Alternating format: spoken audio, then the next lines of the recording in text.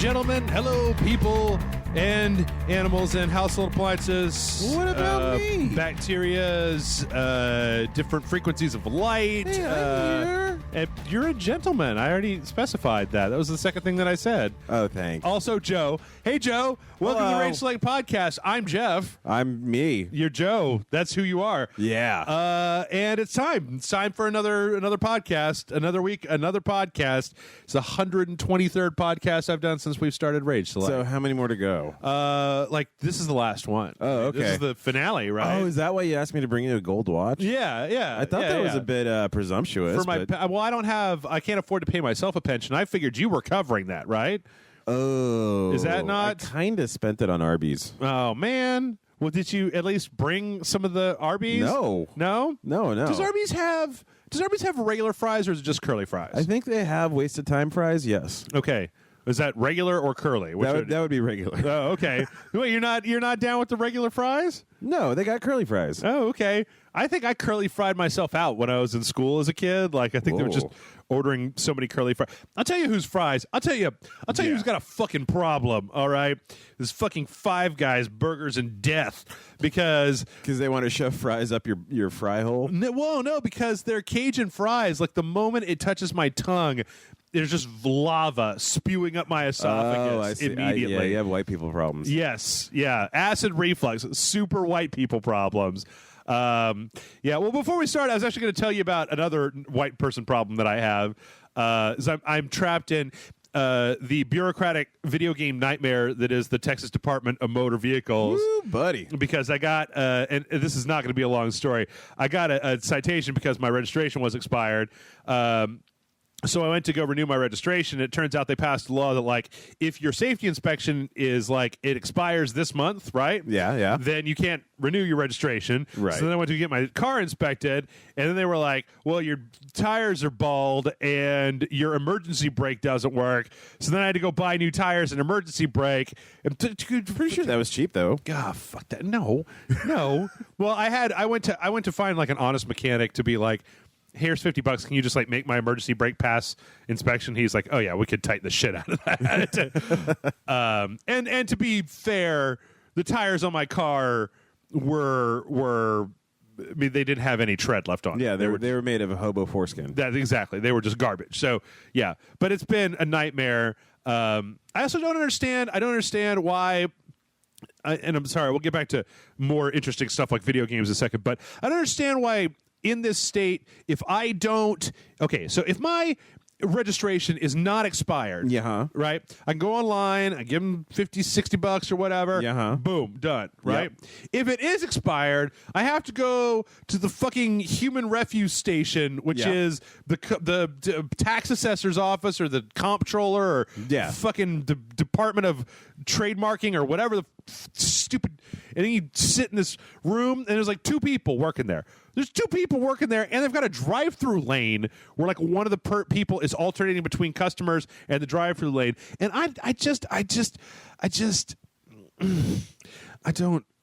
it really upsets me the way that it's been, like, my entire life, and we can't figure out how to, like, get a driver's license or, like, renew your registration or whatever without waiting in some shitberg line to talk to some horrible person who hates their job.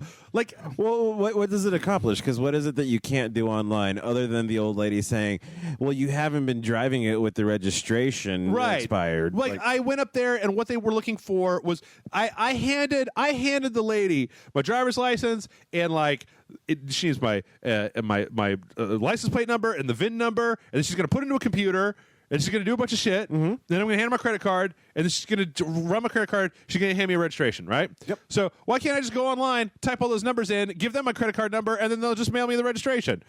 Like, once it's expired, why am I now, like, required to present myself in person? Like, because you're a horrible human being. To go to a parent-teacher conference for my fucking car. Like, what is the purpose of making me go there in person? Well, they wanted to make sure you weren't hitting your car. God, they don't give a fuck about my car. They don't care about my car. And then, you're just sitting there watching everybody. Everybody in that place was there for the exact same thing. Yeah. I needed, like, I bought a car for my friend. And it was almost just like, You go to this office and you just roll the dice, right? It's like D&D, like you roll a D20, right? And if you're like 10 or above, you get to get your registration. And if you're like below 10, then there's some horse shit. Oh, you bought this in another county, so you're going to need to drive to Maryland to go finish the sale because your friend sold it to you while you were on vacation and you legally can't buy it anymore, so it doesn't belong to anybody and you're some bureaucrat. Well, I'm sorry, but you bought it for $1,000, but the Blue Book value is $16,000, so you owe us $2,400 worth of taxes. Hey, thanks. On your $1,000 car that your friend sold you as like, because why? I don't know, because fuck you, that's why. Anyway, I was so angry, and I wouldn't be nearly as angry if the people who work for the government, and I don't like every job. Right. I've worked plenty of jobs that I worked technical support, I worked retail, I've worked all kinds of horrible shit jobs where you don't like your job, but you're not allowed to be shitty to people because you hate your job. That's the thing I do not understand about. Anyway, I'm sorry. Like, this feels like a weird Seinfeld bit that's gone off the rails into just like reality, right? Of like, it's not what's the deal with the DMV. It's like, well, I fucking hate those people. I hate them all, and I don't understand why we can't do all this shit online. I think they're bags of shit. Yeah. They should die. Yeah. Also, I found out today that in the state of Texas, they voted we don't have inspection stickers anymore. So you just have to remember when you're supposed to do your safety inspection, like, fuck you. That's not my job. That's your job. You're the one who requires a safety inspection. Like, what the fuck? Anyway, I think the idea is to do it the same month that you're about to renew your registration, just before. Yeah, well, so what if the like, it's fine for me now because I'm doing this all at the same time. I'm spending like $500 the next 3 days to get this shit taken care of. But like, what if your registration doesn't renew for another 6 months and you need to get your shit inspected, right? So do you have to pay extra to register it again? Yes. It'll be like $100, and then there'll be like a $20 fine for the citation. And it was like $170 for tires and $50 for the thing, and then I got an oil change. So there's another $80 for the oil change and the safety inspection, and it's a nightmare shitstorm of just who wants to. I'm not saying that it's so expensive that it's worth it if you've already let it lapse to just let it ride until you get that $20 citation. No, I did. That's why I'm doing all of this, is because if I don't take care of it, then it's going to turn into like I'm under arrest, sugar. But I don't understand, like, the reason that there was a sticker was there was a year here in Texas where the registration stickers, they printed them up and they had like a super opaque back on them, so you couldn't actually see the number that was on the other side of there. Like, normally when you're driving, the number of the month where that shit's going to expire and the number where your inspection's going to expire, they're just staring you in the face all the time, so you can't be like, oh, I'm sorry, officer, I forgot. But this is just a way for them to fuck you, because you're going to forget. And then they're going to pull you over, and they're going to be like, because obviously they've got this information in some kind of OnStar for cops database, for right? Pickles. Right. Yeah, I don't know. It's the most irritating thing, and I don't understand. It's fine. Austin continues to be stupid. And it's not going to let up anytime soon. I know it shouldn't be as distressing to me as it is. It's what it is that if any one of these things, like if on Tuesday I had some extra time, I decided to go get my registration renewed, and it was fine. But then that led me down this whole shitstorm path of like, well, you can't do this. I can't give you these chickens unless you could find me 6 golden rubies. And then she's like, I got the rubies, but you need to quest to Mount Doom to find my uncle's necklace before I can give you these rubies. And then the Mount Dooms are like, well, we're only affected by lightning magic, and all you've got is Fira. And it's just like, fuck you guys, man.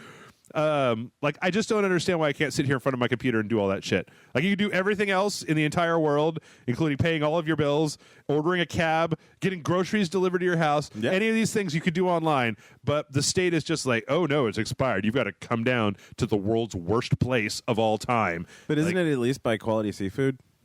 No, see, okay.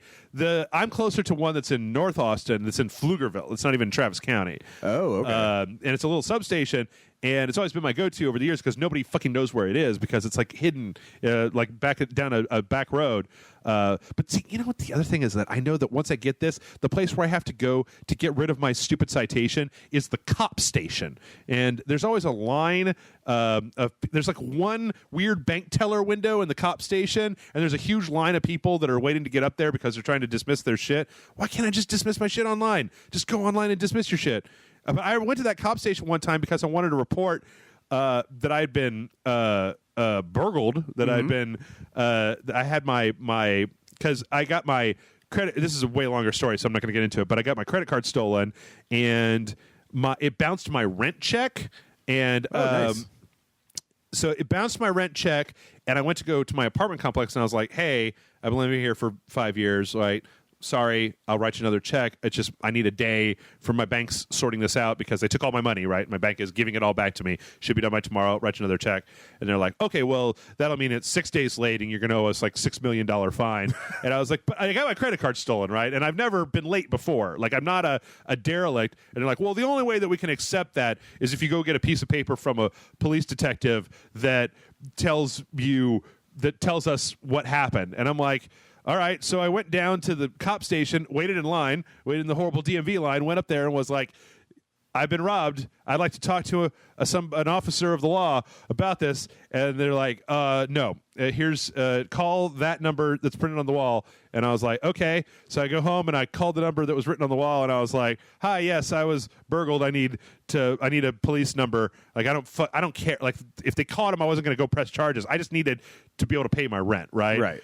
And I talked to them for about 20 minutes, and then they were like, "You should probably just come down here." And I was like, "No, it's just not worth it, man."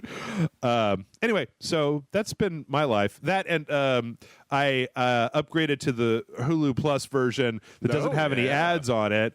The quality, the Cadillac of Hulu Plus is, and I've been using it for some reason to watch Love and Hip Hop in Atlanta, and I'm not entirely sure. What else would you use it for? Well, like any number of the quality shows or movies that are not Love and Hip Hop in Atlanta. You mean like a Real Housewives? Yeah. No, that's racist, dude.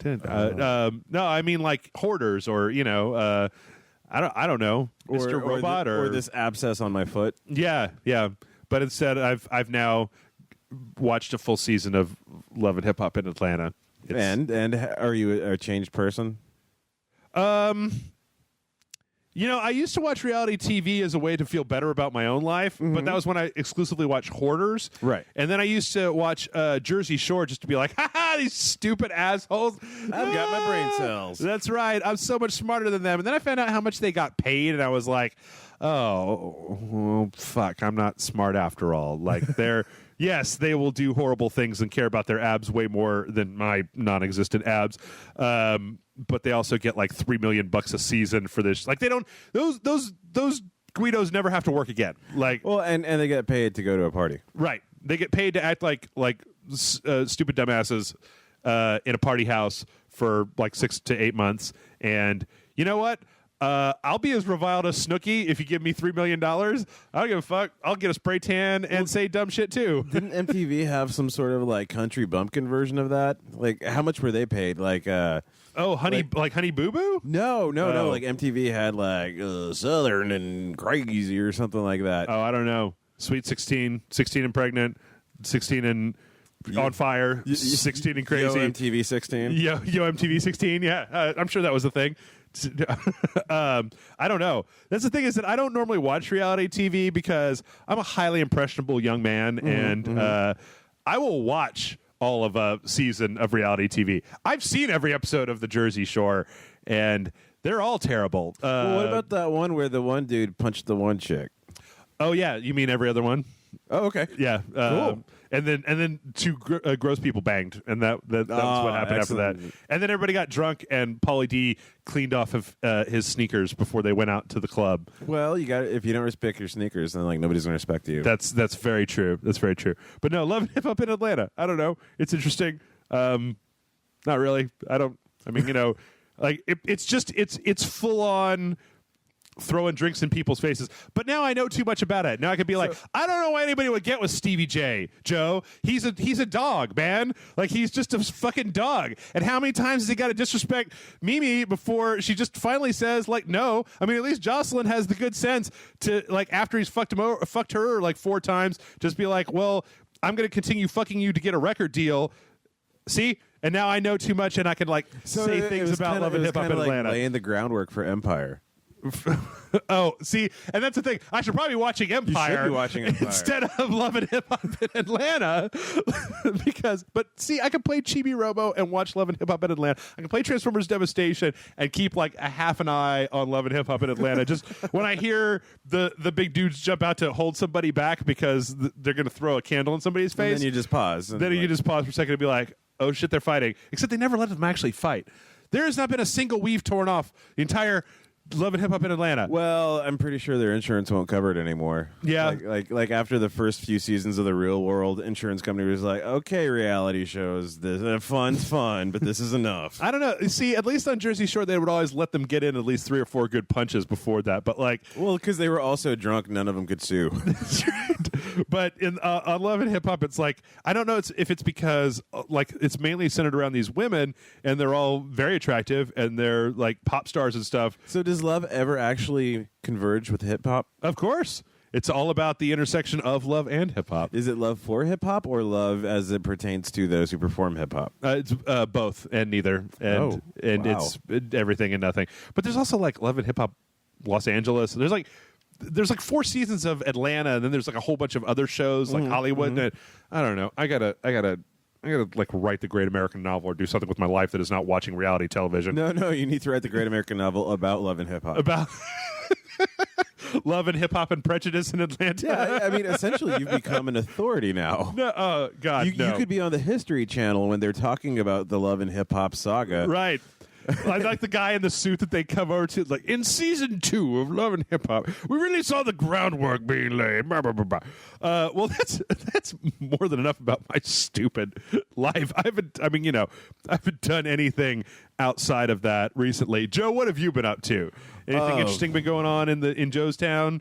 No, not really. I've just been a slave to the system. Okay. Just working as much as possible. Hustling, just playing that game. There's been a little bit of love. Right. There's been a fair amount of hip hop. Right. There's about to be some Atlanta at the end of the month. Okay. Like, genuinely. So. Oh, there you go. You're going to Atlanta? I am. Okay. What are you doing there? Reality show. Something. Okay. I don't know. It's going to be on Hulu. All right. Great. What's it based on? Is it like is it a home makeover, or how many hot dogs can you eat, or throwing a drink in that bitch's face? Yeah, it's all of those things, really. I mean, okay. 'cause how do you do a rap sheet for a life? Right. Okay. Oh, and nobody's filming it, by the way. Oh, okay. So was that an important detail? No.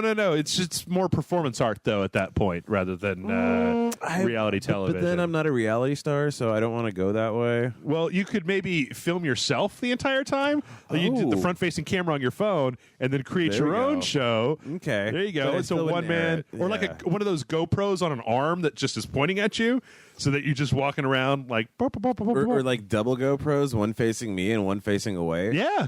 Okay. Yeah. I like maybe this. one on your back that's facing outwards that you can get like tracking. I don't know. Ooh, and I could do like ghost hunting, but I don't actually look for ghosts. I just like all the tech involved. No, nobody actually looks for ghosts because there's no such thing as ghosts, Joe. Well, and they're not afraid of them anyway. Well, yeah, that's right. That's right. I was just reading Jason tweeting about how much he hates the Ghostbusters theme song. I don't think I can ever do that. I don't think that's hate it that much or tweet. What's that? Oh, hate it. I can't really tweet either. I'm pretty bad at that. Well, is Jason sticking up for Huey Lewis? No. I think that he was just saying that like people like the call and response of who you gonna call and Ghostbusters is like grated on him so much after this amount of time that he just wants nothing to do with it anymore. He definitely seems to be kind of like a rubbed sore bottom that is easily irritated. This is the second day in a row where I've had co-hosts talking shit about Jason on Rage Select. I think it's great because I know he'll never hear it. Well, I love the guy, but he seems to be feel very strongly about things that don't really seem to be significant. I mean, I kind of go with the flow personally. I'm just like, yeah, love and hip hop in Atlanta, sure, man, whatever. It's mostly staged. There's like half of it that just seems like a really bad soap opera where it's reached some kind of like weird crux of like there was a script for this moment and we recorded it 4 times, and so this was the best take that we got. Yeah, but it still kind of seems like this person is reading lines instead of but it's not acting. No, taking notes from a reality show producer it is very surreal. Like, yeah. Oh wait, they're telling me how to be a person. It's pretty great. You know what I want to do is there a job opening? Is there a line where you can be a reality show instigator? Like one of the people who goes, like, just work, you're a producer, right? But you're just there to be like, all right, now call him a bitch. And then like. No, it's even more like, yo, man, I heard he was talking about your moms. And then just like back away from the scene. I tell you what, though, I can't deal with like Honey Boo Boo and Duck Dynasty. Right. I can't deal with like Southern Fried reality show. I tried watching Honey Boo Boo to be like, I'm going to laugh at these people. And it made me so sad. No, it's because it's so bleak. You like watching this one episode of just like, this isn't funny. Somebody needs to come and like take these people's lives away from them and like teach them how to like, that's spaghetti with ketchup on it. Yeah. That's not a thing. Yeah. This 8-year-old had some blood found in their cholesterol stream. Right. Like, that's not great. No, let's not. Nope. That's terrible. Let's not do that. Anyway, I hear there's a British reality show that was like the British Jersey Shore where they got even weirder. I want to go find that. Oh, like The Only Way is Essex? Oh, I don't know. Do you know the names? Yeah. You know the names of things? Yep. Holy shit. Okay. You remind me of that before we're done here. I'm going to go look it up. See if it's on Hulu Plus. Oh, it is. Oh, okay. Great. All right. Well, I tell you what. Why don't we get into les news? All right. And let's start out with what is maybe the most bizarre trailer that I've seen. One of the most bizarre trailers that I've seen, which is the trailer for the zombie mode for Black Ops 3. Oh, you mean the Ron Perlman mode? Yeah, was Ron Perlman in one of them? Yeah, Ron Perlman is the boxer guy in this. Oh, is he? Yeah, they even did a pretty good model of his face. Oh, okay. I couldn't tell. I mean, I know that they always get. I know that they There he always. is. Oh, okay, yeah. I can see that. I know that they always bring in celebrities to play the various people in the zombie mode, right. But this one's weird because it's like in the 1930s. Like there's speakeasies and like gin joints and Yeah, that's right. See, and dames and they got gams. men with hats and stuff. But then like some of the guns look kind of like BioShock, a little BioShock Infinite. Yeah, I had to keep reminding myself what it was I was watching. Right, because it's like got all this weird sci-fi. Like they've got these power-up gumballs. candies that they eat that give them like superpowers. And there was some like Darkness 2 dick arms going on at one point. Yeah. And like half the guns look regular, and then half of them look like. It's just so weird because Black Ops 3 is so far in the future, right? And this is like weirdly, like I don't think that the 1930s are really known for zombies, right? I mean, are there Generally not. Like maybe this is all like a typhoid outbreak. Yeah. No, we just saw a giant 3-headed crazy monster. That's not typhoid. Jeffrey, you What's need that? to go back to school. Oh, okay. That is exactly what typhoid looks like. That's what typhoid looks like? Mm-hmm. Okay. Well, I wouldn't know. I mean, in any case, it looks really good. Okay.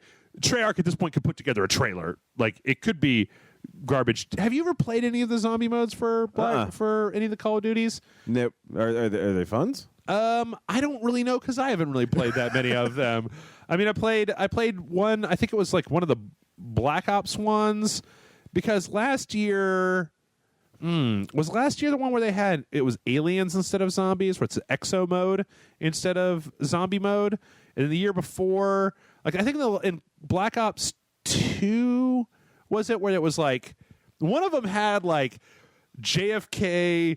And like Henry Kissinger and Richard Nixon and Fidel Castro like fighting zombies in the bunker under the White House or something like that. That's how it should be. One of them had George Romero as a zombie in it. Like they've put a lot of production value into them. I guess it's one of those things that really keeps it going. I was never really able to. It's like the holiday bonus. Yeah. All right, guys, we'll pay you whatever your Christmas bonus is to just do this wacky thing. But like this one, it might as well be its own goddamn game. Yeah, it looks really well produced. Like I can't tell. Like there's all this stuff that looks like cutscenes. I mean, some of it is obviously gameplay, but there's a lot of it that looks like actual honest to God cutscenes, and there's a story. Each one of the characters has like a different backstory. Well, it makes me wonder, like, how long is this thing going to be?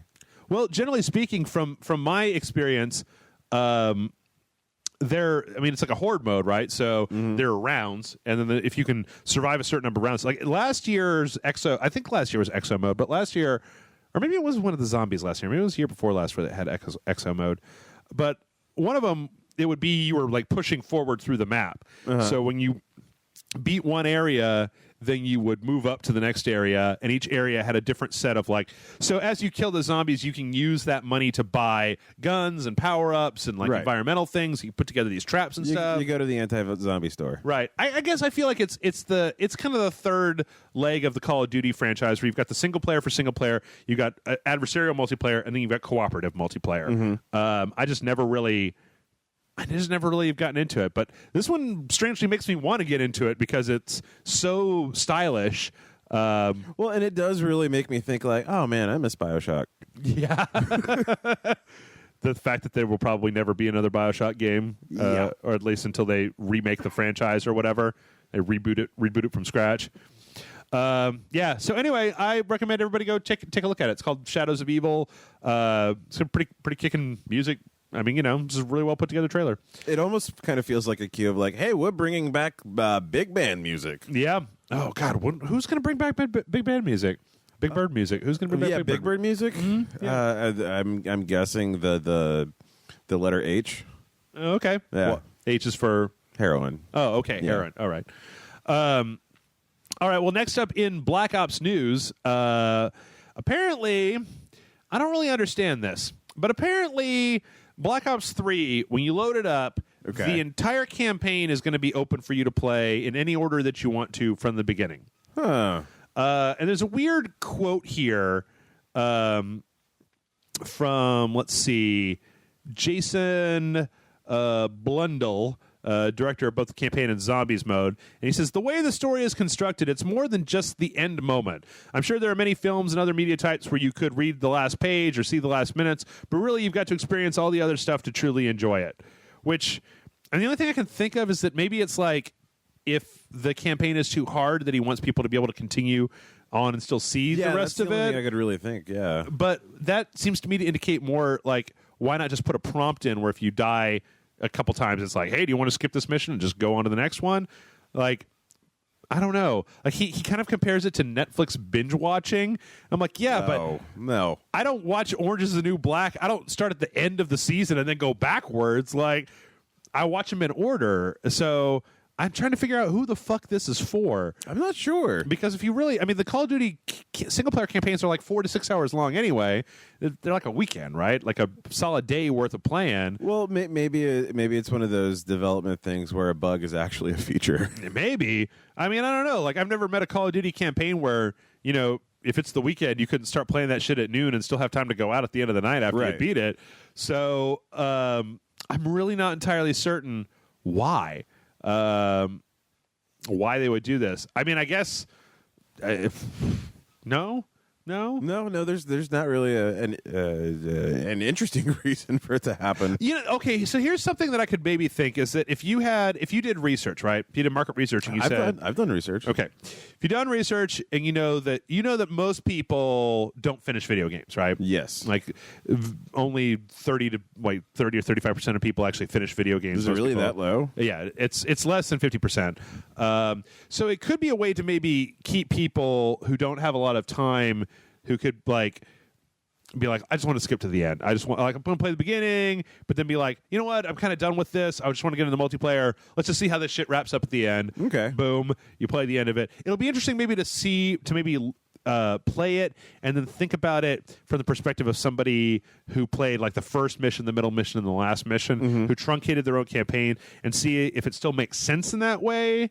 Because the story trailer that we watched seemed to indicate that it was a story. Yeah, there was quite a bit to ingest. Like, dude went against the team and he's rogue and we're hunting him down and blah blah blah. And it seems like the sort of thing where you're going to need to know those story beats in order to understand what in the fuck is going on when the game comes to an end. So, I don't know. I guess it's one of those ones. I always ask these questions. Nobody ever actually answers them. But, hey, you, the listener, do you have any interest in playing a game where you can just skip to the end of it, especially when it's short as this? I could maybe understand, like, if it was The Witcher, right. Like if it was a 100-hour RPG, you could just be like, you know what, I just kind of want to fast forward to the end of this. I think I've had enough. Game boobies, right? And then we can kind of come back and play the other stuff at my leisure. But for a game this short, boy, I just don't know. I just don't know if that really makes any sense. Well, next up, we've got the Halo 5 Guardians launch trailer, which is super sexy good looking, or I don't know, at least it is to me. I don't know how you feel about your super sex, but I like to keep my super sex in somebody else's pants. Okay, just so that, well, I mean, so you don't lose I'm not it, using it, right? But this kind of, I guess, sheds not really that much more light than I guess the previous trailer that we had. There's some new stuff in here where you're seeing a little bit more Master Chief, but for all indications, I'm starting to wonder how much of the actual campaign of Halo 5 is going to focus on Master Chief. It seems like not much. I mean, is what it looks like. And apparently, all the other Spartans are actors, famous actors. Yes. Mm-hmm. Okay. Yep.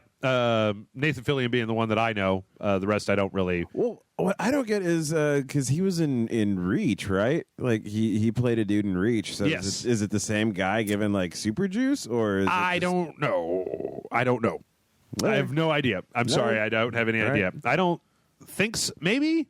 Or what? Wait, was he in Reach or was he in ODST? ODST. Sorry, yeah. I think it's the same guy that was in ODST. I think, but I could be wrong about that. But then a white mage or a red mage gave him a buff spell. Well, so part of the how many Halos have you played? A lot of them. A lot of them. After Halo 3, they restarted the Spartan program. Okay. So, like, all these current people are like the guy who's in charge of this team that's hunting Master Chief is Spartan Locke. But even in Halo 4. There were new Spartans. Like there was that lady Spartan, right, that showed up. There's a bunch of new Spartans. So I'm going to keep saying there's a bunch of new Spartans. There's new Spartans. There were new Spartans and there's new Spartans. There's new Spartans. But I mean, I thought I remember reading in previous interviews that it's going to be like a split campaign, that half of it's going to be Locke and the people hunting Master Chief. The other half is going to be Master Chief and his team trying to do whatever they've gone rogue to do, go to the Forerunners. Ghost Protocol. Yeah, exactly. Ghostbusters. That, god damn, that movie was generic. Like, I really, it was just like, you didn't even pick the best part of all the Mission Impossible movies. It was just like, I got done watching that movie and tried to think to myself, what just happened there? And I'm like, yeah, I don't fucking care. Alec Baldwin got shot or something. I don't know. In any case, a lot of the footage in this particular trailer is actually from a previous trailer, but it still looks really good. There's definitely a moment where you can see kind of the difference between cutscene and gameplay happen. But we're really close now. So, end of the month.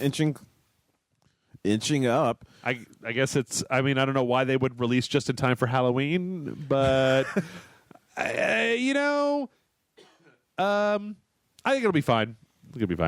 What was that? And then you didn't like the hashtag they had at the end of it? Oh, yeah. Hunt the truth. Hunt a hero? Or was it Hunt the Truth? I think it's Hunt the Truth. Hashtag Hunt the Truth? I don't use hashtags. I don't understand. No, they're fairly stupid. They're for children, because they're at the point now of like the marketing department really wants to drum up cross-platform media inquiries. Right. It's so sterile now. I could just say that I've never actually seen I've never seen a hashtag on Twitter and then clicked on it to find everything else that was listed under that hashtag, because generally speaking, I'm just like, all right, whatever. Yeah, that's a lot of Mountain Dew. Yep. In any case, So yeah, Halo 5. Oh yeah, Halo. what junk food is going to sponsor Halo this time around? I'm pretty sure it's still Doritos and Mountain Dew. Okay, Yeah. sweet. I know Red Bull's got a thing with Destiny, so I'm pretty sure that Doritos and Mountain Dew are doing that. Also, by the way, 55 gigs for Halo 5. So clear out some space on your Xbox One and get ready, because that's a lot of gigabytes. It's a lot of Master Chief. Yeah, and I think that'll actually be the first time that I've plugged in my Xbox One in about 3 or 4 months. Nice. So you're saying I should rush out and get one before a PS4? Well, no, I think that what I think is that it. I think it kind of depends. Like if you're already inclined towards the PlayStation, then maybe go with PlayStation. Mm-hmm. I've been inclined. I don't think I've ever. I've got some brand agnosticism, but at heart, I'm really into Sony. Not as much as Aaron. Like I won't skip over stuff that comes out on the Wii U or the Xbox One, but given a choice, the PS4 is slimmer, a little bit faster, and I like the controller better. Well, so. Considering how long we've been talking about me getting a next gen console, I kind of need to do a precision strike. Yeah. Well, you know that last week we just announced that they dropped the price of the PS4. It's $350 now. So, okay. And I'd be willing to bet, and I'm going to say this again. I think I said it last week, but I'm willing to bet. Okay. First of all, I'd like to tell everybody that I do not endorse Black Friday in any way, shape, form. Right, I think Black Friday is garbage, and that you shouldn't stand in line needing to pee real bad at 4 o'clock in the morning after Thanksgiving just to get a TV for $300 less than you would have gotten it normally. Now, granted, I have a TV, so I'm kind of coming from a perspective of TV rich. Right, you're right. Yeah, I'm TV people rich. No, I'm of first world problems of like Joseph, I would never stand in line outside of a Best Buy. Stand in line like a poor person. Like a poor person. But if you can find yourselves, the thing about the PS I've done a lot of insight, so I can find myself. Okay, well there you go. Yeah. The PS4 dropping in price to $350 means that if you look around, probably not that hard to find a $300 bundle on Black Friday or Cyber Monday, right? Okay. You might have to get a little nuts, just a little nuts. Well, I'm going to Taco Bell every day, just one because it's the best food on the planet. You're trying to kill yourself by Taco Bell, so I can get that gold PS4. I would be willing to bet that your arteries are going to give out before Taco Bell gives out a PS4 to you. Hey, either way, there's going to be resolution. Can I take a quick sidebar, Your Honor, to talk about? I'm fucking done with Taco Bell. Fuck those guys. Because every time I like something that Taco Bell has, they fucking take it away. I know you've got the shit to make a grilled stuffed nacho, bitch. Like you didn't take away the fake cheese sauce, the tortillas, ground beef for the little red crunchy things. But can I get a grilled stuffed nacho? Oh no! And I don't want your volcano quesarito. That thing looks like garbage with garbage on top of it, and like the bad kind, not the good kind that normally I get at Taco Bell. A couple of weeks ago, I went and I ordered 2 of their fiery tacos. Yeah, and they gave me 2 of those quesaritos, and I was wondering why my bill was so much higher. Like I don't know what I do with 2 of what I don't want. I know that this is turning into a Jeff bitches about fast food thing, but today when I got my parking brake fixed, I also went to a Jimmy John's, which I've talked on this show before about how I don't know why they make the sandwiches so fast, all right? Yes. And you don't have to worry, generally speaking, about too much fuckery because they're very simple sandwiches. But I ordered a sandwich that was like turkey and roast beef. It was the bootlegger thing. And I was like, they gave me my sandwich. I was sitting there waiting for my car to get fixed, watching Real Housewives on my phone, eating my sandwich. And I realized that like I just got a turkey sandwich. Like didn't have any roast beef on it. But I only realized this after I'd eaten like half and a little bit of part of the other one. And I was like, God damn it. Anyway, fast food's really been letting me down recently. But yeah, fuck Taco Bell, man. Like I liked the grilled stuffed nacho. It was stupid. It was a really stupid piece of food, but I enjoyed it. And now I don't know what to get anymore. And it's just like I don't want it. Now you go with the grillers because they're basically the grilled stuffed nacho. No, but just in rolly form. Yeah, but they're smaller and they cost more. Like they're 99 cents. Yeah, the grilled stuffed nacho was like $1.50 for the giant tortilla. And these things are like teeny. I don't fucking know. No more. Okay. Anyway, well, speaking of Taco Bell, speaking of the Xbox, and we're talking about the Xbox. Yes. There's an interview out there that Phil Spencer, who's the current head of the Xbox team, is talking about. He was in an interview that he did with the GeekWire Summit, where he talked about how Microsoft wants to try to essentially win back, because Microsoft's having some trouble, man. Yeah, the PlayStation 4 keeps outselling them. Like, they made that mistake that Sony made of they came out too early with the hubris of, well, people will pay a certain amount of money for our thing, right? And yeah, they'll gladly pay $50, right? And oh, look at all these TVs things that we have, and then, I mean, I don't know if that's the reason. I mean, like, there's been some, like, when you look at a game on the PS4 versus a game on the Xbox One, the PS4 game a lot of times looks a little bit better, but not. I mean, you have to be looking at them side by it's not side, heads and shoulders, right? If you play it on Xbox One, generally speaking, it's going to be like, whatever. Most of the indie games, the bigger indie games that come out on the PS4, come out on the Xbox One. There's not a lot of like, you need a PS4. What is the storage media like? Is it still HD DVDs, or is it up to? Did they put a Blu-ray in that? I'm pretty sure it's Blu-ray. I haven't put a Blu-ray in a thing. Can it play Blu-ray? Here, let's. I don't want to malign the Xbox One. Because if it can't play a Blu-ray, I'm pretty sure it can. 2015. I see the problem. I'm almost certain. Yeah. No, it totally can. Okay. I wanted to make sure, but yeah, you have to download an app for it. But yes, it's Blu-ray media. Sony won that whole thing. It's not HD. I mean, actually, Microsoft, I don't know if you know this, Joe, but like 6 to 8 months ago or something like that, Microsoft not only discontinued, you can't buy the HD DVD player anymore, but I'm pretty sure they did a dashboard update that actually removed that functionality from the Xbox 360. I could be wrong about that, but I seem to remember reading that of just being like, what? In any case, he's talking a lot about how he said, he talked a lot about how he doesn't want to just copy Sony. They want to kind of do their own thing, but that they're really interested in, trying to rebuild the brand loyalty that they had on the Xbox 360, which, it's so weird to see this next generation kind of flip-flop. Like, we're still very much in the beginning of it, but it still almost seems like exactly the inverse of what happened last time. Well, I mean, it's weird because just as a general modus operandi, Microsoft doesn't really innovate so much as refine. Yeah.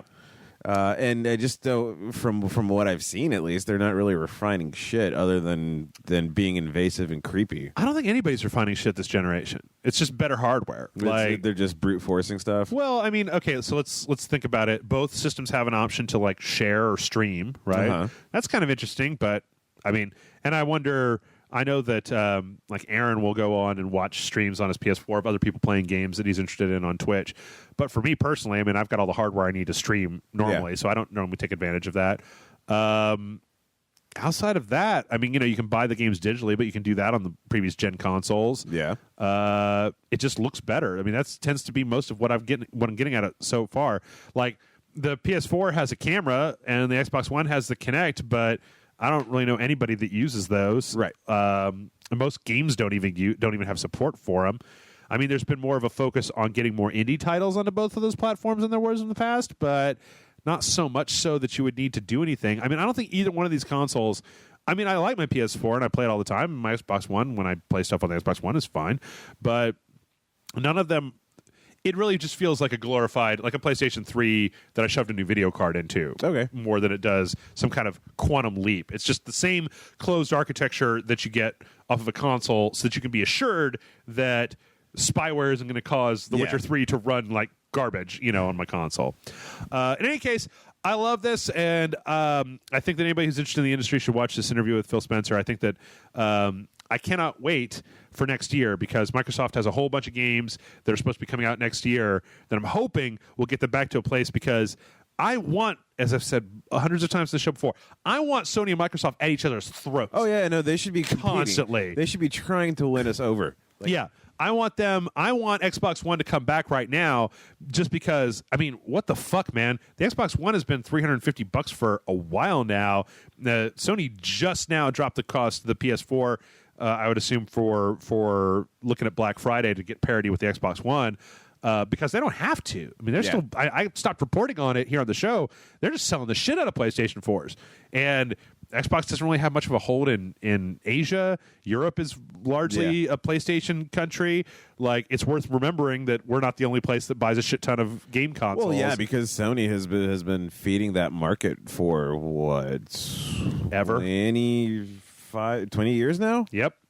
So, but yeah, I really hope that next year, between like Crackdown and Scalebound, and I hope the new Halo, which is I think the last big Microsoft exclusive coming out this year, I think, but I'm pretty sure. Quantum Break looks incredible. I just really, if there's one thing that Phil Spencer, if you're listening to my podcast, is you just need to start putting this shit out, because I'm pretty sure. Like, you and I just got done playing Dragon Quest Heroes, right? Mm-hmm. Mm-hmm. I'm relatively certain. Is it on the? No, PS3, PS4, right? Like, if you're into JRPG stuff, I just don't know that there's a lot. I mean, like, there was like that crazy Godzilla game that came out over the summer was like PS3, PS4. So I don't know, man. There just needs to be more of an incentive for me to plug in my Xbox and turn it on. And right now there's not. Like, honestly, I've offered to let a bunch of people who work here or who help me out with the show borrow my Xbox One, because I'm like, I just don't need it. Like, I don't need. It's the same for my Wii U. Is that I don't use those consoles, and I want to. It's just that there's not that much reason to actually use. Right. Anyway, well, next up, I'll tell you what people are using. Joe, what's that? The Star Wars. The like Battlefront? They're using the Star Wars. Yes, last weekend there was an open beta for Star Wars Battlefront. 9 million people played in the open beta for Battlefront. I played in the open beta for Battlefront. Pretty much all of Facebook played on it. I thought it was really good. I thought it was really fantastic. I think that they got a lot of good exposure, and that was probably like, I know that I think it's good when you have a property like this to give everybody a chance to play it, because give them a little taste. It looks good. It's exciting, and that's good. That's Groot. That's Groot. It's great and good. It's great and good. It's good. I'll tell you what's not good is that they announced last week that Star Wars Battlefront they announced the season pass for Star Wars Battlefront. Oh boy! All right, so. Joe, how do you feel about season passes? I don't really care for them. Neither do I. Do you know how much season passes normally cost? Usually like what, like $30? Usually $25. Batman had a $40 one, and that was a little bizarre. You want to guess how much the season pass for Star Wars is? $90. $50. Okay. That's gross. And not only is it $50, but they're also hiding a few new game modes, like some emotes. Let's see. Droid Run. Let's see. This is new modes when the game launches in November. Droid Run. The players will capture and chase the trash can-like gonk droids. There are 3 of them loose in the smaller maps. In any case, you guys should go read the description for this. It's just kind of gross. Like asking for we know we can. Asking for a 60, and that's why I like to get up on my high horse.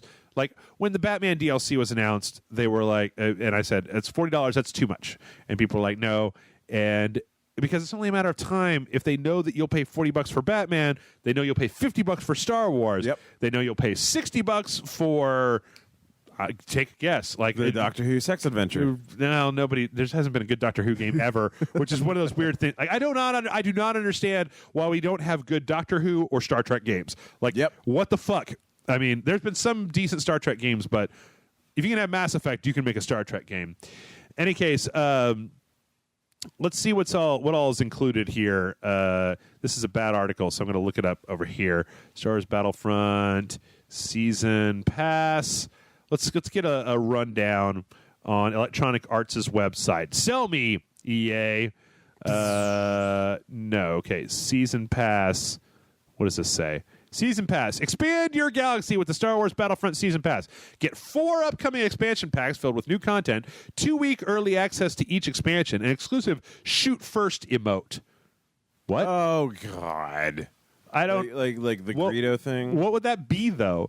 What would the emote be? Yeah. Han just comes out and shoots Greedo first. You do the emote, and Han walks into your field of view and shoots Greedo in the face. Yep. Yeah. All right. So that's that Vader shot was of like his high school senior pick. That was really weird. But yeah, somebody here makes a good point.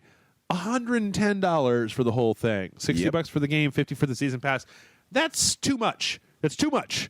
I'm sorry, but that's too much. If your game costs so much that you need us all to pay $110, your game is too expensive, and you need to not make that game. You need to make a game where we can all pay $60, and you're happy to get our $60, and we're happy to get your game that costs $60. Because $100 game, like I get into this argument with people from time to time who they're like, well, Jeff, you know that rising development costs means the games actually should cost $120. Well, and with the price of milk these days. Right. And I always retort that the price of games is what the market will bear. If the game costs $120 and nobody will pay for it, well, then guess what? It's not worth $120 to us. It's worth $60 or $50 or whatever. So $110 for all of a multiplayer online shooter that has no story campaign at all. Oh, boys. Yeah. Wow. Yeah. It's a multiplayer shooter. Like there's a horde mode that you can play with another person. It's got a little bit of like cutscene in it, right? Uh-huh. But for the most part, it's like Battlefield, except without the story campaign. It's a multiplayer online shooter. That's too much money for that. And I'm sorry, but that's just garbage. 4 expansions. The other thing that really pisses me off is that they're like, well, what exactly is in all 4? Is it like expansion number 1 has 6? Is it like 24 extra maps in total? Or like how many extra things are there? We know that there's the Droid Rush and a bunch of other things. But yeah, fuck that. That's stupid. Like that's too much, too many monies.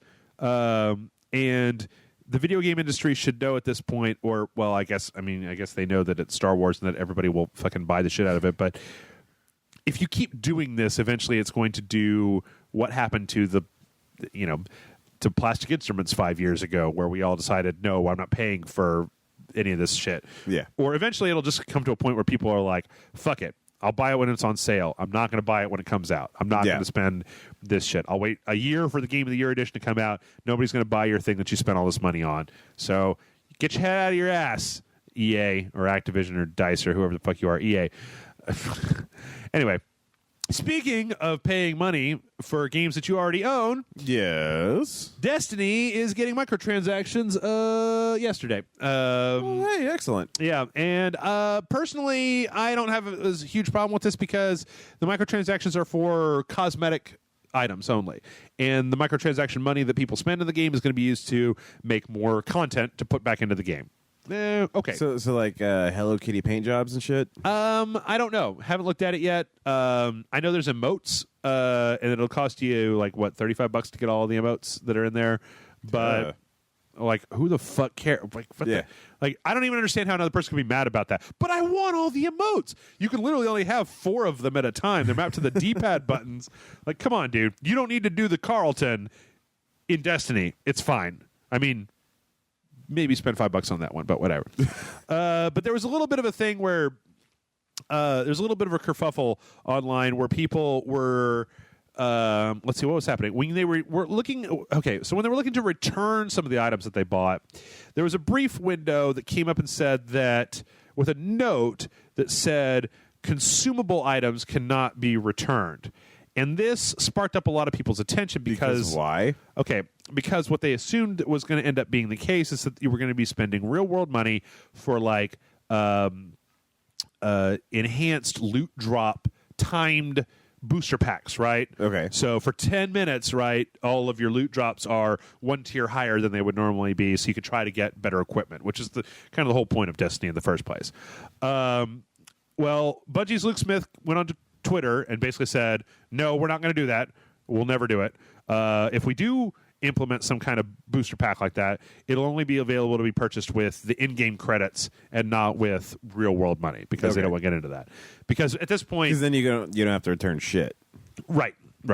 which makes it weird then that the vendor would tell you that you could return it. But whatever. I don't know. So far, Destiny won back a lot of points with me with the whole Taken King expansion. Like, it was really fun. But anybody, I don't know. Maybe you can shed some light on this. I don't know when we as a group of gamers I'm speaking of are finally going to get to a point where we're just like, I'm not paying for anything outside of the game. Like, I'll buy your game and that's it. No microtransactions, no season passes.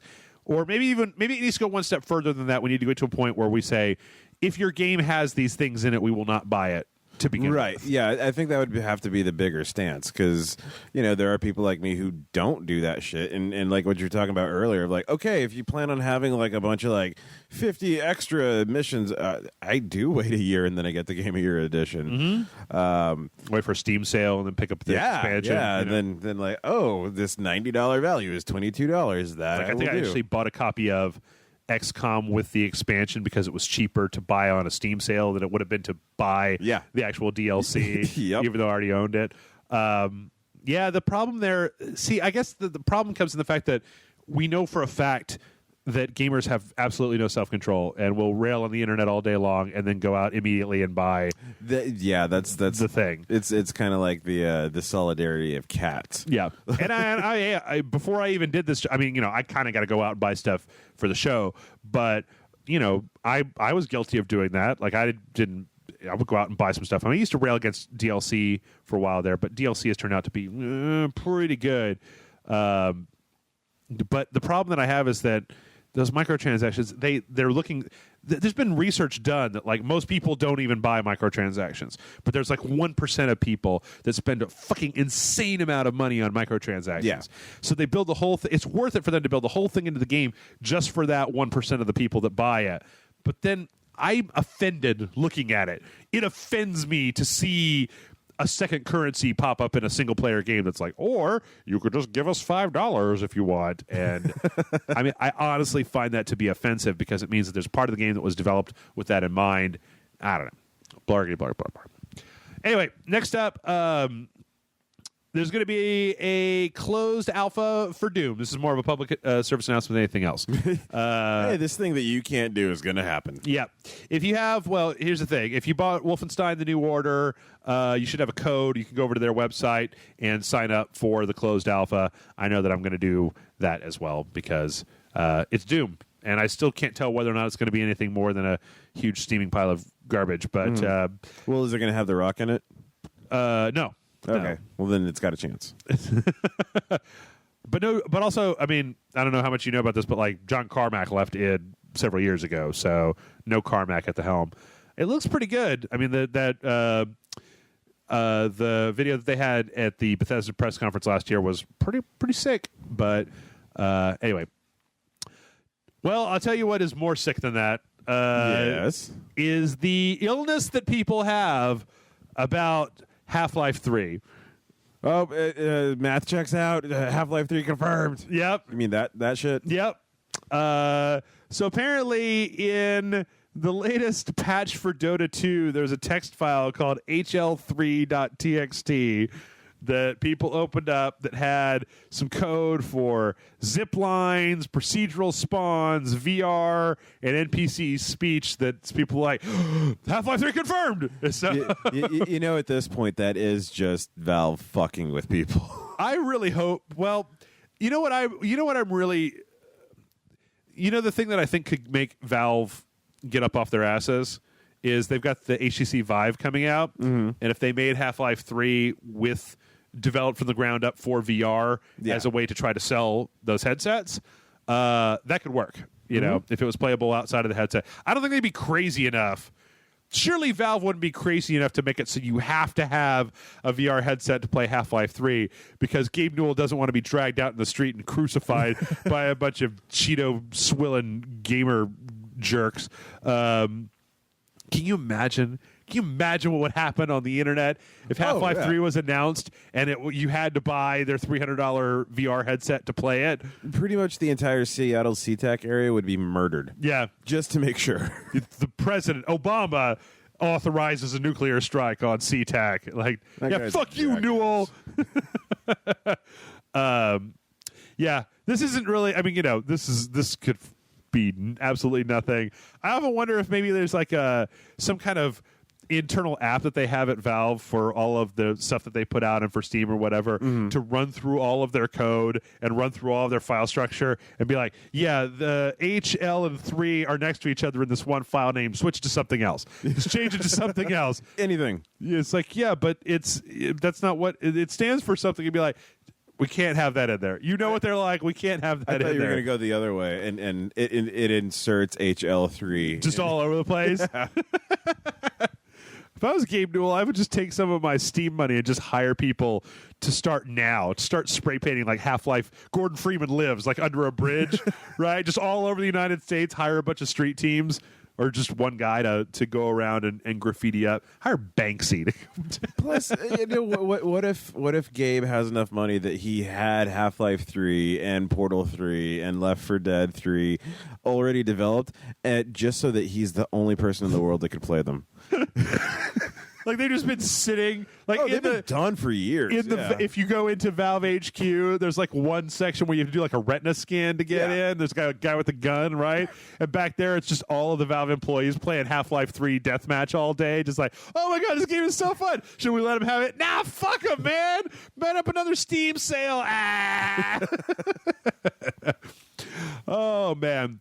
Well, while it's fun to speculate about things that will never come out, let's talk about something that has come out only to go away, and that is Rise of Incarnates, Bandai Namco's weird, dumb, like arena-based action game that had like microtransactions and stuff, I think, and yeah. Anyway.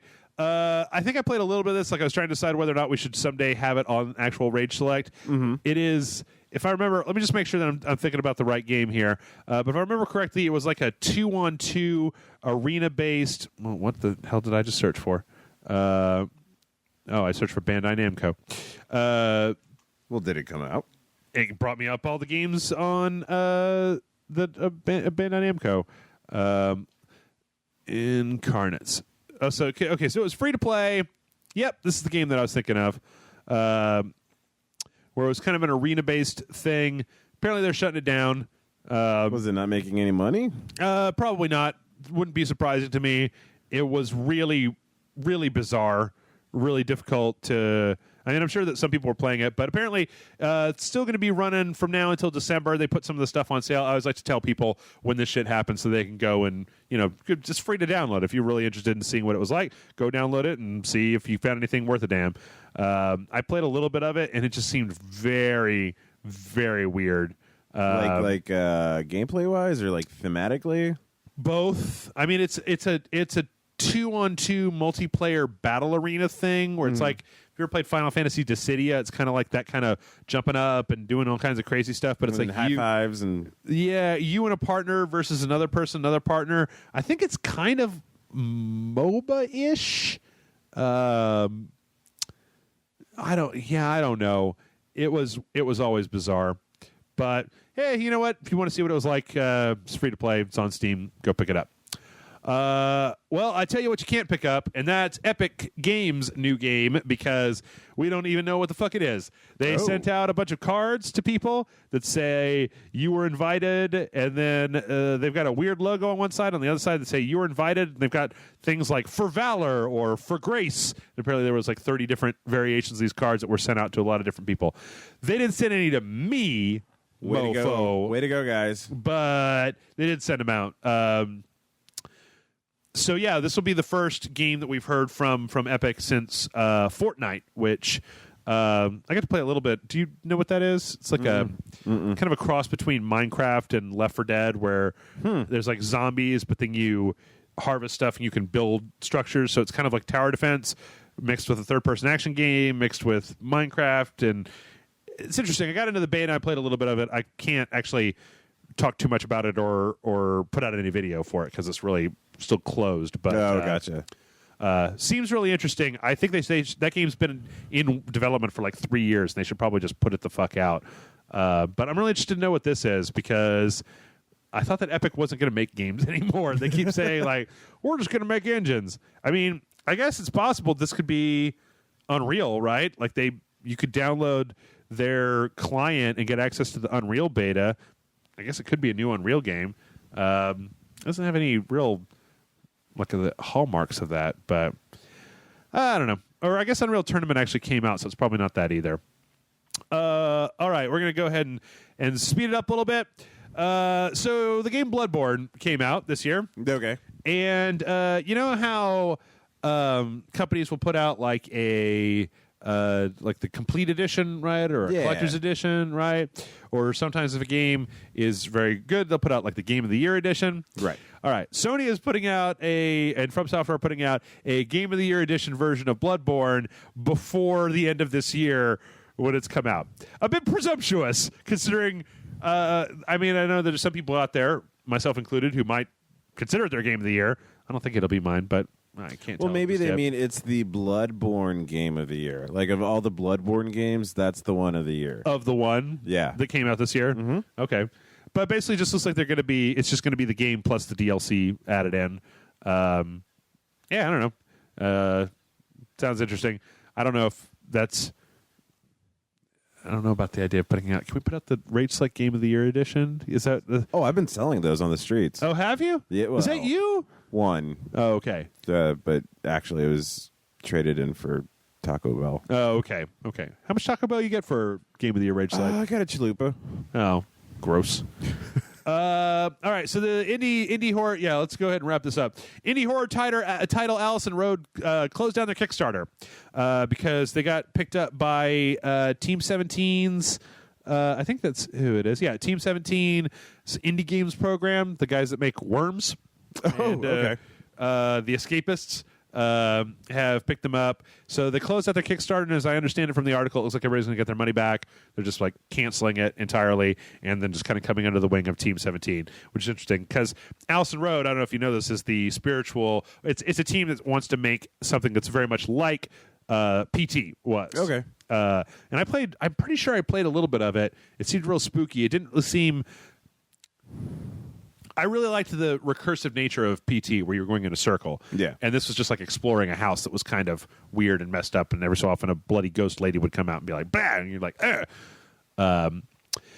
And let's see. Next to last but not least, Joe, how do you feel about Deus Ex? OG, old school Deus Ex. Yep. Oh, I didn't hate it. J.C. Denton and Tracer Tong and well, I always felt like maybe I was missing something because I didn't have a huge impact on me. Okay. Did you play it when it came out? Yeah. Okay. But I don't know. Maybe I'm just broken as a human being. Yeah. Or maybe you just played System Shock a lot before that. And we're like, well, this is true too. Hey, look at this. It's just System Shock. I mean, you know. Well, I tell you what. There's a company out there. There's actually a mod group called Caustic Creative that have gone through and redone most of the game with some new textures and some new sounds and tried to clean it up because I don't know when the last time you tried playing Deus Ex was, but it's rough. It's not. It's a little difficult. This is back when you could put 4 trapezoids together and put a picture of a person's face on it. We're just like, that's a person, right? Yeah, you're done for the day. So I don't know how long. I think by the time this comes out, Steam is actually having a sale on stealth games, and you can pick up Deus Ex on Steam for $1.39 right now. You do have to have a copy of Deus Ex in order to run this, though. So you can't just download it. You apply it to Deus Ex, and then it puts it back together. But I don't know. We'll probably look at it at some point because, I mean, I watched. There's a trailer out for it. It looks pretty good. I really would like an excuse to go back and play Deus Ex again because I really enjoyed it. But now when I start it up, I'm just like, oh, oof. So. And finally, Joe, I've been saying for a while now that the TV show Archer would make a wonderful video game. Yeah, you have been saying that. I've been asking you to shut up about it. Mm-hmm. And now, or in the very near future, there will totally be a video game about the show Archer. Oh my God! Totally a pinball table. Oh, it's for Pinball FX2. Have you ever played any of these? any of these virtual pinball games? No. I find them to be incredibly. What's the word I'm looking for? Annoying. Unsatisfying. As a man who's played his fair share of pinball, Sure. there's something about when you're not, you don't have a giant wooden box making clickety-clackety noises. You can't slam your balls into something. Right. You got to be able to slam your balls into it, or else what is even the point? Where is my video of... Okay. Just keeps playing No, you get same. the Art Institute. That's all you got. It keeps playing the same... Yep, no, it's just playing the exact same thing over and over again. Anyway, like most games, like most of these types of pinball games, what you got here is a virtual table with a bunch of... sorry, we're just watching the same commercial over and over and over again. A virtual table with a bunch of, like, Archer's car and Lana... And... It seems all right, but this isn't exactly what I was looking for, Fox. And what kind of pisses me off is they even have 3D models of Archer, and they've got this kind of like custom pinball table stuff going on. I mean, I guess a lot of that's just the art from the show, right? But fuck you guys, man. Like, make an Archer game. Like, why won't you make an Archer game? It would be perfect. Anyway, so when this comes out, I guess, I don't know, maybe Jason and I will play it at some point. And that... is all the news that there is to talk about this week. Yeah, a lot to talk about. So we're going to go ahead and we're going to take a quick break. When we come back, we are going to answer your questions. So stay tuned, and we'll be back momentarily. And here we are. We're back. Woo. Joe, we're back. Barely made it. Yep, just barely. I was about to collapse going up my stairs yet again, but... no, I managed to get all the way up here. Actually, the coffee is wearing off. I've drank like 64 ounces of coffee today, and it's just like... Well, have you thought about that 66th ounce? Oh, yeah. But in any case, it's time for questions. And we actually have a really good batch of questions this week. Excellent. So, are they asking about our feelings? Yeah, it's all about feelings. No, that's for Kayla on Sundays. No. Oh, okay. Mail at rageselect.com is the email address. And our first question comes in from our friend Joseph, who says, "Hello, Jeff and Joe. This is Joseph Compton. I don't want it to think like you're... Oh, wait. The Straight Out of guy? Yes. Yeah. Straight Out of Joseph. That's the name of the movie. Jeff, some weeks back you mentioned you thought maybe you would check out the show Steven Universe. Have you had a chance to check it out yet? And if so, thoughts? Ignore if you haven't. I haven't. And you said you've never... Yeah, I would like to go ahead and just address this. Even though I haven't seen it, I'm going to do a Salisbury review of it. Okay. It's awful, and it should be just ignored by everyone. Okay. All right. And then he says, I will say, as a heads up, the first season is a bit of a slow burn with 12 episodes, as it focuses on character building and interaction as well as world building, which all begins to pay off at episode 13 and the season finally and onward. Yeah. Had no issue with this and have enjoyed the show quite a bit. This is one of my favorite shows right now. However, I can see that 12 episodes is a huge hurdle for some to pass, as they say they can't get into a show because it feels like nothing is happening and give up after a few episodes. With that in mind, what is a game/show/book series that you really enjoy but see there is a bit of a barrier to entry that most people can't put up with? Sorry for the long email. Keep up the great work. Joseph. So I have to say, I've gotten kind of up on my high horse recently about shows where it's like, well, you just have to watch like 16 hours and then it gets really good. And and it's the best. Have we all taken leave of our senses and forgotten that there are plenty of works of fiction that are great from the moment you start instead of like... Love and Hip Hop in Atlanta is from the moment from the get-go, there's love, hip hop, and Atlanta. That's right. All those things are right there. No. I don't know. I'm still like, I just, with that Hulu Plus subscription, with the new one without ads on it, there's a few things that I'm thinking about going back and watching that I might be able to get access to. So, well, neither of us have seen Steven Universe yet, Joseph. I will probably at some point try it out. I will say, though, that I hope it doesn't go the way that Adventure Time went with me, where I enjoyed Adventure Time, not as much as people who seem to really enjoy Adventure Time enjoyed it, and it seemed to come down to the same thing of like, well, you have to watch the first season and a half in order to really get the genius of what's going on here. Oh, really? Because I thought Adventure Time was just kind of like from the hip. It was like, hey man, this is fun. Yeah, I don't know. Maybe it is quite possible that, because I know at least 3 people that are like just manically obsessive about Adventure Time, and they were just like, it's so fucking good. And then I went to go watch it, and I was like, yeah, this seems all right. I mean, it doesn't seem like what you're talking about. It's great. It doesn't seem to be the thing that you're saying to me. On the other hand, when they put Metalocalypse on Netflix, I started watching that. I was just like, oh yes, this is what I'm looking for. Yeah, it's like a food library of laughs. Little Nathan explosion. I need to go back, and I left off in like season 4 of that or whatever, but I need to go back and watch it there. Side question, is that what you've named your genitals? Nathan Explosion? Little Nathan Explosion. Lil Nathan Explosion? No. I generally tend not to name anything with the diminutive at first. But anyway, let's get on to Joseph's question. What game, show, books, whatever do you like that other people that seem to have a high barrier to entry for the people to really get into? This is such a cliche goddamn answer, but I mean, I know that the entirety of the Demon Souls, Dark Souls, Bloodborne series all have this reputation of being very, very difficult, like very challenging, and to the point where most people don't want to get into them. And as far as I'm concerned at this point, that's fine, because they do take work. Now I feel that they pay off, but as I was just bitching about with TV shows, I could totally understand if you're like, I don't want to get my ass kicked for 8 hours and not have fun in order to have fun with your dumb, stupid, fucking dark games, right? Like, I understand that. It's fine. Likewise, I don't have the time to invest in like Dota, right? Which requires 60 to 70 hours to know how bad you are at Dota. And I just don't honestly have that time. It's like being 10 and going to martial arts practice. Exactly. I mean, here's the thing. I almost feel like games like Dota, or in some cases even Dark Souls, are for people who have a lot of free time to begin with. And I don't know what it is, but like, I'm 37 and I hang out with a bunch of other 37-year-olds and we're all in our mid-30s or whatever. And nowadays, everybody that I know is busy all the fucking time, full stop. Yeah, like, I never thought I would get more busy as I got older. Nope. Wow. Yeah, I mean, like, I talk to them and it's just, you know, everybody, and it's not even just like work. It's not like everybody's, you know, working 60 hours a week. It's like, oh, there's work, and then there's this birthday party. I got to go to a wedding this weekend, and then it's like, my girlfriend wants to go to Cirque du Soleil, and I got to do that, and they're having a sale down at the Waffle House, and I got to go get some waffles, and then you're starting to pencil in rubbing one out. So, yeah, like, I don't know if I have time to masturbate this week. Jeez.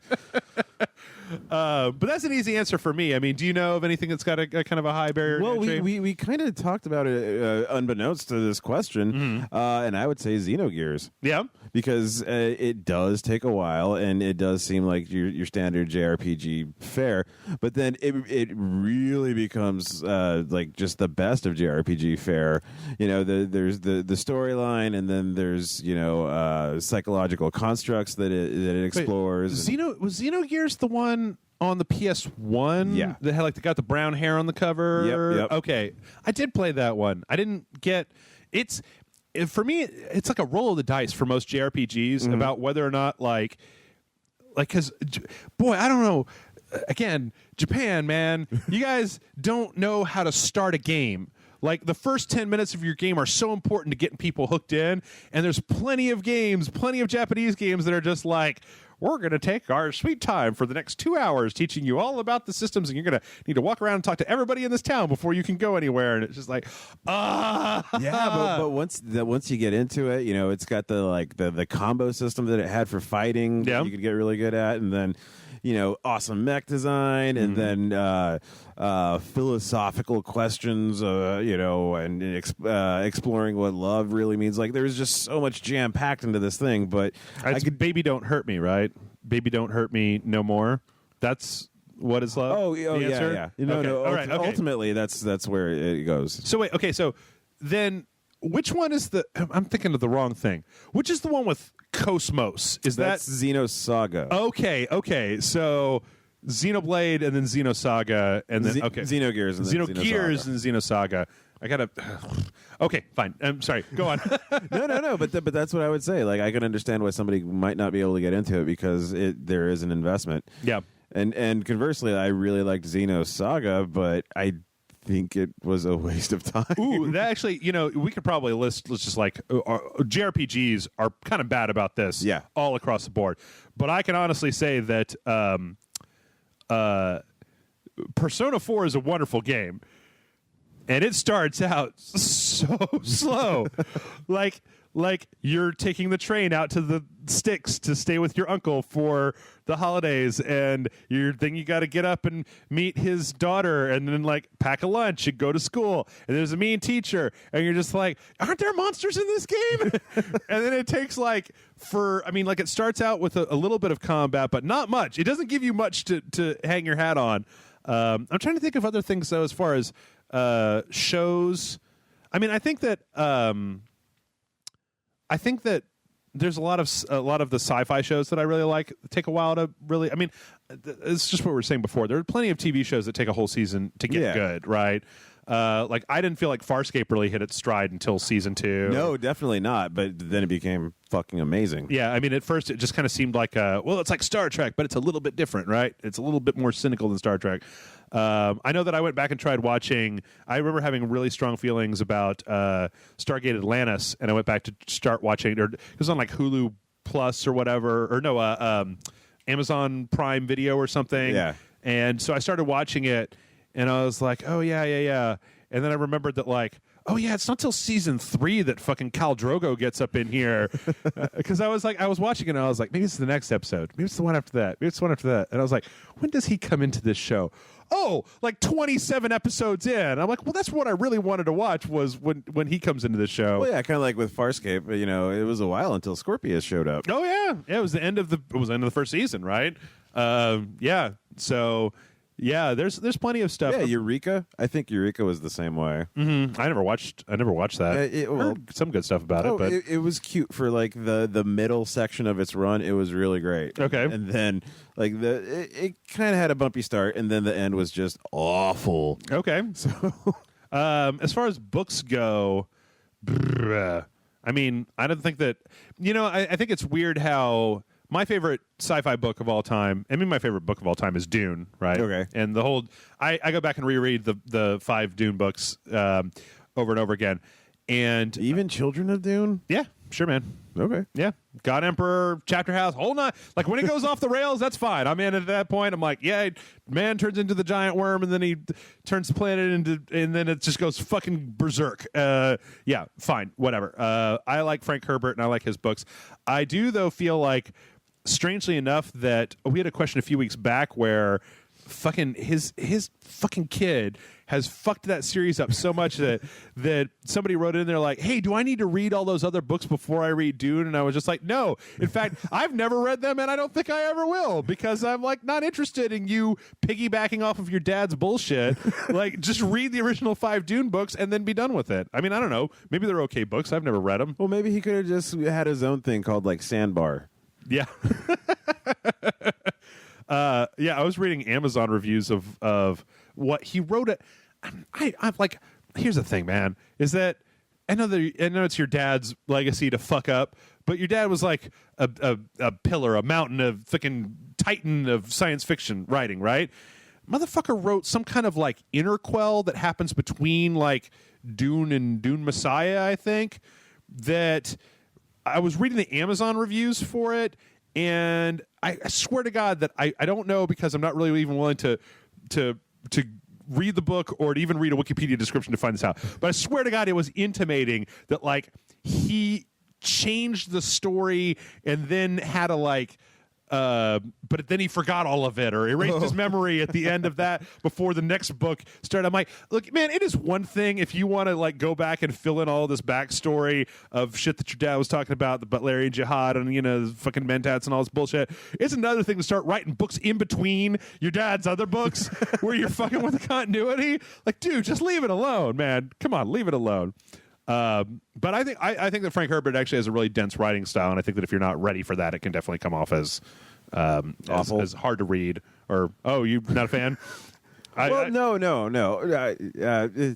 I mean, I'm not going to say that it's the Ayn Rand of sci-fi, but okay, I will. Yeah. Okay. All right. Fair enough. I don't think I would go that far, but I don't know. I'll take it over what's his face, Heinlein, any day. I used to be a big fan of Heinlein, but then, yeah. Anyway, I hope that's enough examples for you, Joe. And next up, we've got one coming from Jason. What is with these names, man? Next is going to be Kayla and Amanda. All right, this says, greetings, Jeff and Joe. My question is this. Has there ever been a sweeping change in the way the industry designs a genre of game that has essentially killed that genre for you? I used to enjoy online shooters before Call of Duty introduced unlocks and leveling, and everyone else followed suit. Prior to this, everyone started a match on a level playing field with the same weapons and gear, getting better at the game from learning locations of weapons, developing strategies for each map, etc. Now every shooter allows you to start with whatever power weapons you want, ridiculous scopes, and generally rewards time sunk into the game rather than skill. As a result, I pretty much stopped playing online shooters altogether. Have you ever had an experience like this? What was it? And do you have any ideas about how to fix it? Thanks for reading my question, Jason. Actually, before we continue, Jason, there are a fair amount of online shooters that don't have unlocks on them. Right. I mean, well, actually, you know what? I was going to say Team Fortress 2, but they introduced the whole crazy unlock system where you can kit out different builds for your characters. Check out a game on Early Access if you have a PC called Toxic, Toxxik, I believe. We did a super awesome video game show about it. This is just very, arena-based old school shooter. I feel like if you've got a PC, there's plenty of games out there that kind of adhere to that sort of thing. Anyway, big changes to the industry that kind of ruined a genre for you. What do you think, Joe? Well, I would say we're getting a little JRPG heavy here, but yeah. I would say the Final Fantasy franchise kind of killed it for me. Yeah, for a very long time. Just the changes to the way that they kind of did their combat storytelling, kind of whole 9 yards, or yeah, by selectively taking away choice from the player, like okay, this is no longer free roam. This is a fucking rail thing. Talk about Final Fantasy 13. Yeah. And so and there's not much to do other than let it die for a while, and then if somebody's inspired, they actually try to make something new. So, not to be, did you ever play Final Fantasy 13-2? Oh, the one with the cute outfits. No, that's Final Fantasy X-2. Okay, with the dress sphere. Final Fantasy 13-2 is Lightning's sister and this guy from the future that are running around trying to fix time. Like, it kind of chrono triggers all over the place where you're going to different events in the Final Fantasy 13 history trying to sort out this fucked upness that happened in the time stream. Fixes almost all of those problems. Really? Yeah. The villages of people you can talk to. You can choose to go back and forth between different time periods. You get to see how things have evolved. And the way that the game is set up is it's like you and it's like the girl. I can't remember her fucking name for the life of me. It's just one side pigtail bullshit. Her, the guy from the future, and then you Pokemon collect monsters and level them up. And the third person in your party is a monster that you can switch in and out to basically create different builds. I think that Final Fantasy 13-2 was actually a really, really great game that solved a lot of the problems that they had. Then 13-3, you didn't have a party at all. It was just Lightning switching between different outfits to have different powers. And I was like, oh, okay, well, you kind of fucked it up again. All right, well, there you go. And then Final Fantasy 14 Online I played for a little while. Pretty decent. And then 15 is this weird super open world game. In any case. Yeah, I think that, I can honestly say it's not really totally answering his question, but I could say that in a lot of ways, the rise of Western RPG development has kind of killed some of my enthusiasm for certain JRPG elements, especially like we were talking about the slow start. Yeah. Because I've seen Western RPGs that are able to just go, bam, go, bam. And like, a lot of the problems with JRPGs is the fact that I've been playing them for so long that I don't need you to hold my hand through the beginning. Just throw me in there, bro. I understand about leveling and equipment and, accessory slots. And like, I know all that. You don't have to tell me any of that shit. You don't need somebody to be like, well, if you'd like to put an accessory on, when we're playing Dragon Quest Heroes, there's so much of that stuff that's like, I know what you mean just from the menu. Yeah, this is how you swing a sword. Right, yeah. Like at the bottom of the screen, all you have to do is just put up a little tooltip, not like, hey, now show us that you can hit the X button 4 times. So I almost feel like my tolerance for JRPG slow start tutorial stuff has gotten way lower because of the way that we've seen some Western RPGs that have been streamlined. Okay, actually, and I think this could address it directly. I think the whole Street Fighter series almost did itself in, where it just became redundant and there was nothing being added to the experience, and it was just same sprites but with a little bit more flash put to it. And what era are you talking about here? I would say like 3. Like EX 2, plus Alpha, Street Fighter 2 EX plus Alpha era, and then 3, which was flashier, still was the same goddamn shit. So it really didn't add to the experience. I disagree with that. I mean, I think that I never was able to get far enough into 3, but I think that 3 had more interesting mechanics going on than 4 did, because it had the whole tech hit system where you've got like that the Daigo win where you tech hits all of Chun-Li's super move or whatever it is and then comes back. Just the ability of a game to even have that as an option is, I think, really interesting. But I mean, I don't know. Either way, I think the one that's probably the most direct answer to Jason's question here for me is I think that Telltale, whether they know it or not, are kind of killing adventure games because, and I'm not talking about like, the way they do adventure games is the focus a lot of times tends to be on the relationship between the different characters and less so on like, I need to find the rubber chicken with the pulley in it in order to get down over here, which I enjoy. I mean, I grew up with that style of game, so I have a lot of nostalgia for it, right? And I hope that they're not.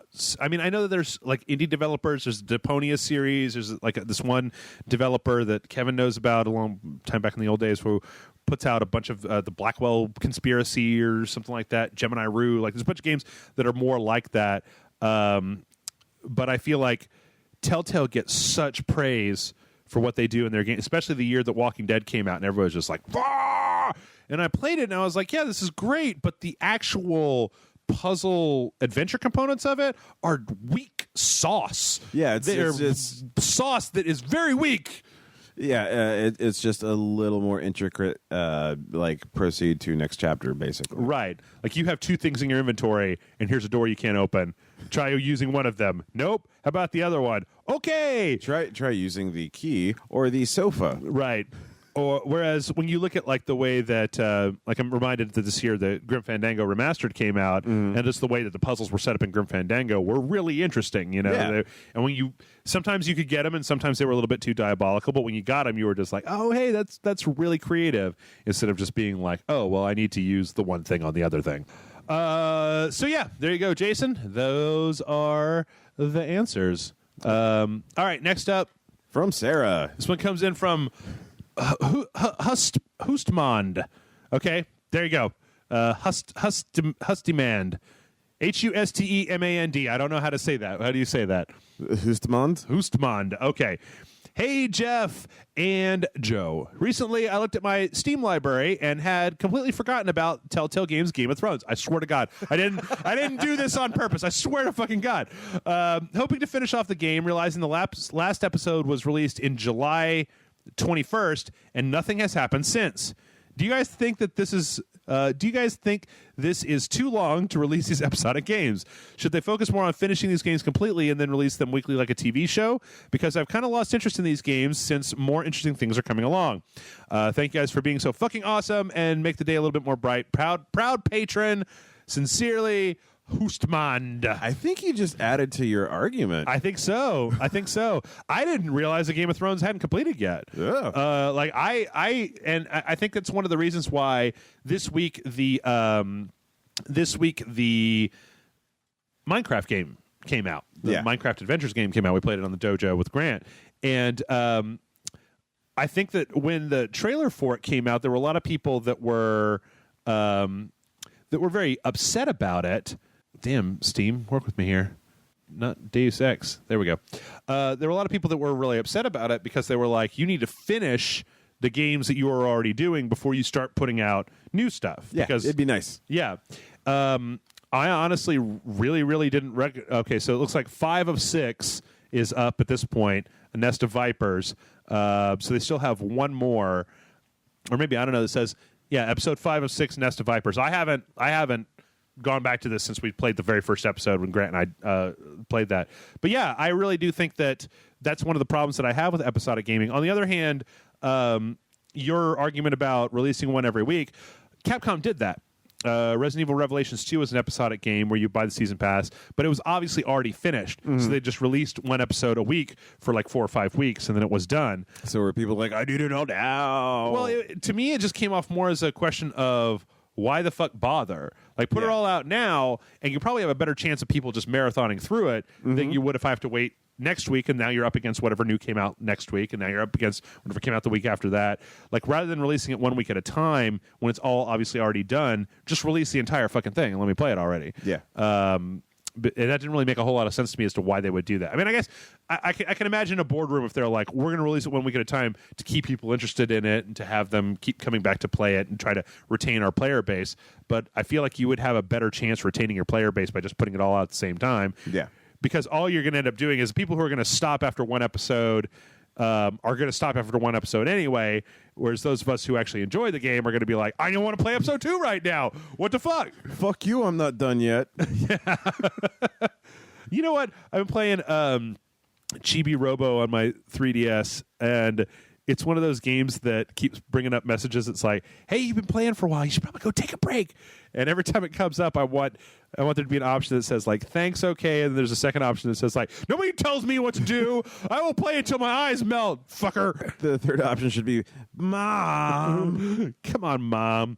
But yeah, I do think that's too long. Yeah. July, no, absolutely. August, September, October. That's 3 months now. Well, close to 3 months since the last episode was released. I think that if Telltale wants to do this stuff, they probably have enough fucking money, right? Yeah. That they can be running 3 or 4 teams at a time, or that they have so many of these games that are coming out that they could have just banked up enough episodes to be like, it's coming out once a month, right? Yep. Like, I honestly feel like people would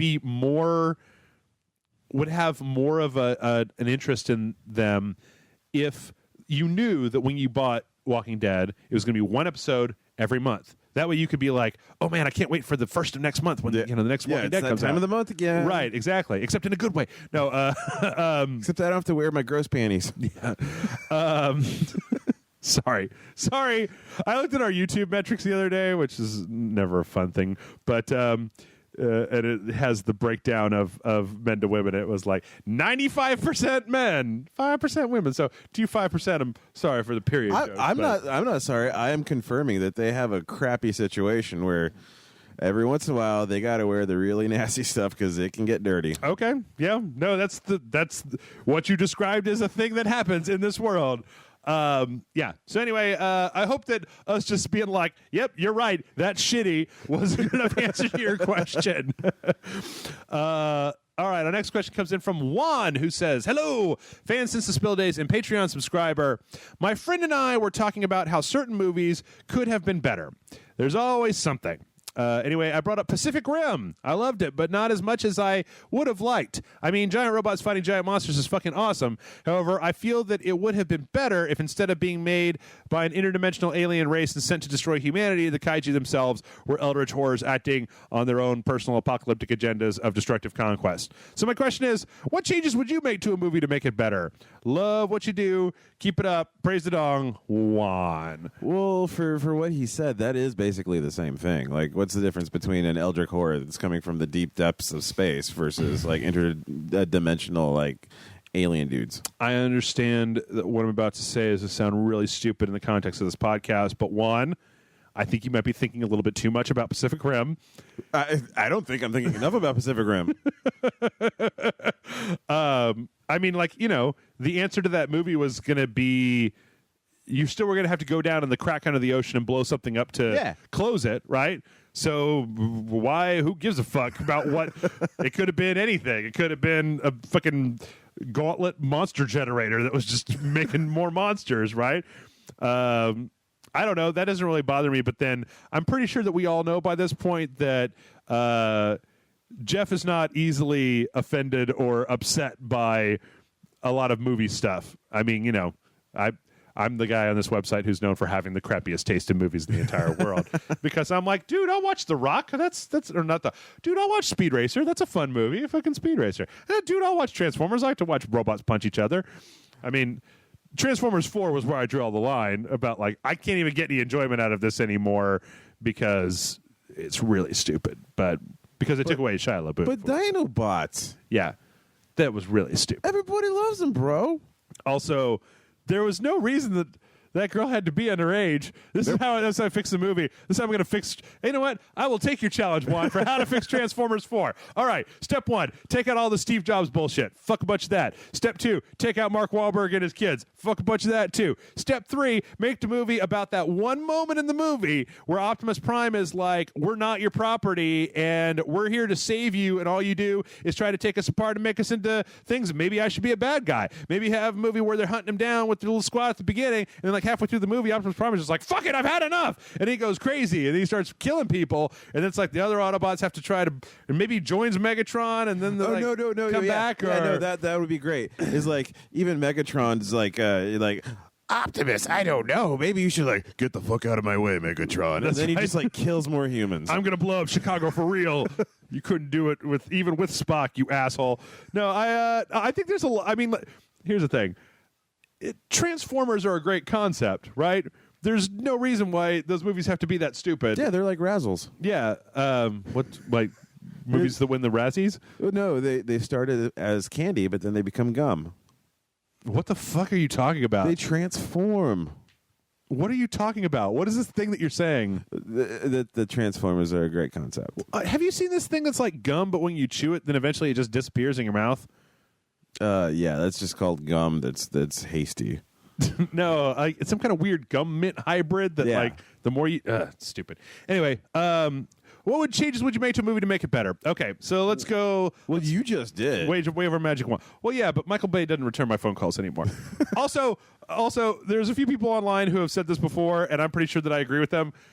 Michael Bay would make better movies if we all stopped watching the stupid ones that he made. Oh yeah, Michael Bay was trained at Juilliard or whatever. Like, no, he actually like wrote real scripts and shit at one point in time. Yeah, but I mean, if like. Would you feel bad about a bunch of nerds on the internet who hated Transformers when you're sitting in your fucking billion-dollar mansion in Southern California with like all your super hot wives and stuff? Right, and it's just like, oh no, people on the internet are talking shit about me. Wah! Yeah, lighting a $1,000 cigar with a baby. Right. Just like, well, they're still buying it. Like, I'm pretty sure that Michael Bay has the money that if he wanted to, he could hire people in every city all across the entire world to go to your house and beat you up for the negative comment you wrote on YouTube. Like, if he just devoted his money to nothing but that, he could launch a private military of just ass-kicking dudes to go to your house and just like this weird... Dressed as Ninja Turtles. Right, yeah. Ninja... Oh, boy. That was just awful. There was nothing about that. No. There was nothing about... I could enjoy... Transformers 2 and how stupid it is, The Matrix and all that bullshit? Yeah. I just fast forward the part where robots are punching each other and watch robots punch each other. Yeah. I like to watch robots. I was like, wow, it's Pacific Rim. But, my God, in heaven. I don't even remember where I was going with that. I just think about robots punching each other. And then I was like, wow, that's great. I'd like to watch robots punch each other. Oh, the Ninja Turtles? There's nothing good about watching Ninja Turtles. No part of it was any good, even a little bit. No, I mean, maybe if they tried making a Ninja Turtles like the original comic book, that would, like Dark Knight that shit. Sure. I would rather see that. I had a storyboard class. I'll get back to Juan's question so that we don't ramble on for too long. Okay. A storyboard class where we were to pick a TV or pick a movie, pick a part of the movie, fix it, exactly what he's saying. Yeah. And then draw that storyboard, right? So what I chose was there's a moment in The Dark Knight after Rachel gets killed where Alfred comes in and he's got the letter that she wrote him on his breakfast tray, right? Yep, and he's all mopey Batman and shit, right? And he's like, well, call the ambulance. I'm so sad. And he like takes the letter away, right? So that he doesn't read it. And I basically re-storyboarded a part where he turns around and he takes the letter from him and he opens it up and he reads it, and then like the scene basically represents him losing any losing his last escape valve from being Batman. Is that from this point forward, he's no longer Bruce Wayne. He is Batman pretending to, and he's no longer Bruce Wayne pretending to be Batman. He's Batman pretending to be Bruce Wayne. Wearing a Bruce Wayne mask. Exactly. And that this is the turn where he actually fucking goes full on Batman instead of just being like, well, if my girlfriend, if Harvey Dent cleans everything up, I can stop dressing up like a bat. Bitch, you didn't have to dress up like a bat in the first place. You could have hired some guy to dress up like a bat and do it for you. And you already dressed like a fucking ninja, dude. Yeah. You could have gotten that kid with the hockey pads and like trained him for 6 months and then let him be Batman for you. You're Bruce Wayne. You could have hired like 600 guys that were all ex-military to be Batman for you and then just sat in a room and been like, fixed Gotham, you know. Another Batman died today. Well, just get another one from the closet. Yeah. Hey, Steve, you're up. Get out here. Well, congratulations, you're now Batman. Yeah. The other one that I always wanted to do was the, in Aliens when they're below the reactor, and they take away all their ammo. I couldn't figure out a good way to write a storyboard for this, but it involved like, okay, well, what we're going to do is we're all going to go back to the car, and everybody's going to bring a flamethrower so that most of our guys aren't just like using foul language to assault these xenomorphs. Anyway, do you have anything that comes to mind? Well, I don't know. It's definitely one of those gray area territories because there's either stuff that I love because it's really good, or there's stuff that I love because it's really shitty, and then it's that in between stuff that I just can't stomach. I'd say the closest thing was.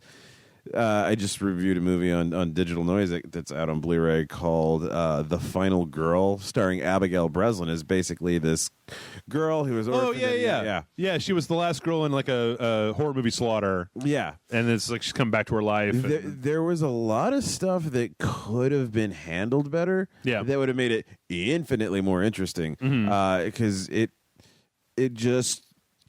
reached for the brass ring and missed by like a foot. Okay. It was close to being a really awesome movie. It was right on the cusp of being really good. Yeah. Yeah. I actually, it wasn't on the cusp of being really good, but when I have enough time in this podcast, last week I watched Jurassic World, and I'm like, yeah, there's a semblance of a good movie in there, but it's not for general audiences who want to see the fun of Jurassic Park. Right. It's not a PG movie that has a couple of kids who are main characters. It's a much more like violent industrial espionage, military coup, like fucking, crazy horror dark movie than what was there. That's the thing that, just like you said, the thing that's more irritating than a bad movie, because you can enjoy a bad movie and just be like, Shia LaBeouf, you're a dick. Oh, look, Michael Bay's casual racism is back. Wonderful. Oh, look, Michael Bay's overt racism is back. Oh, wonderful. You mean the Heckle and Jekylls from Transformers 2? Jesus, God. Good Lord Almighty.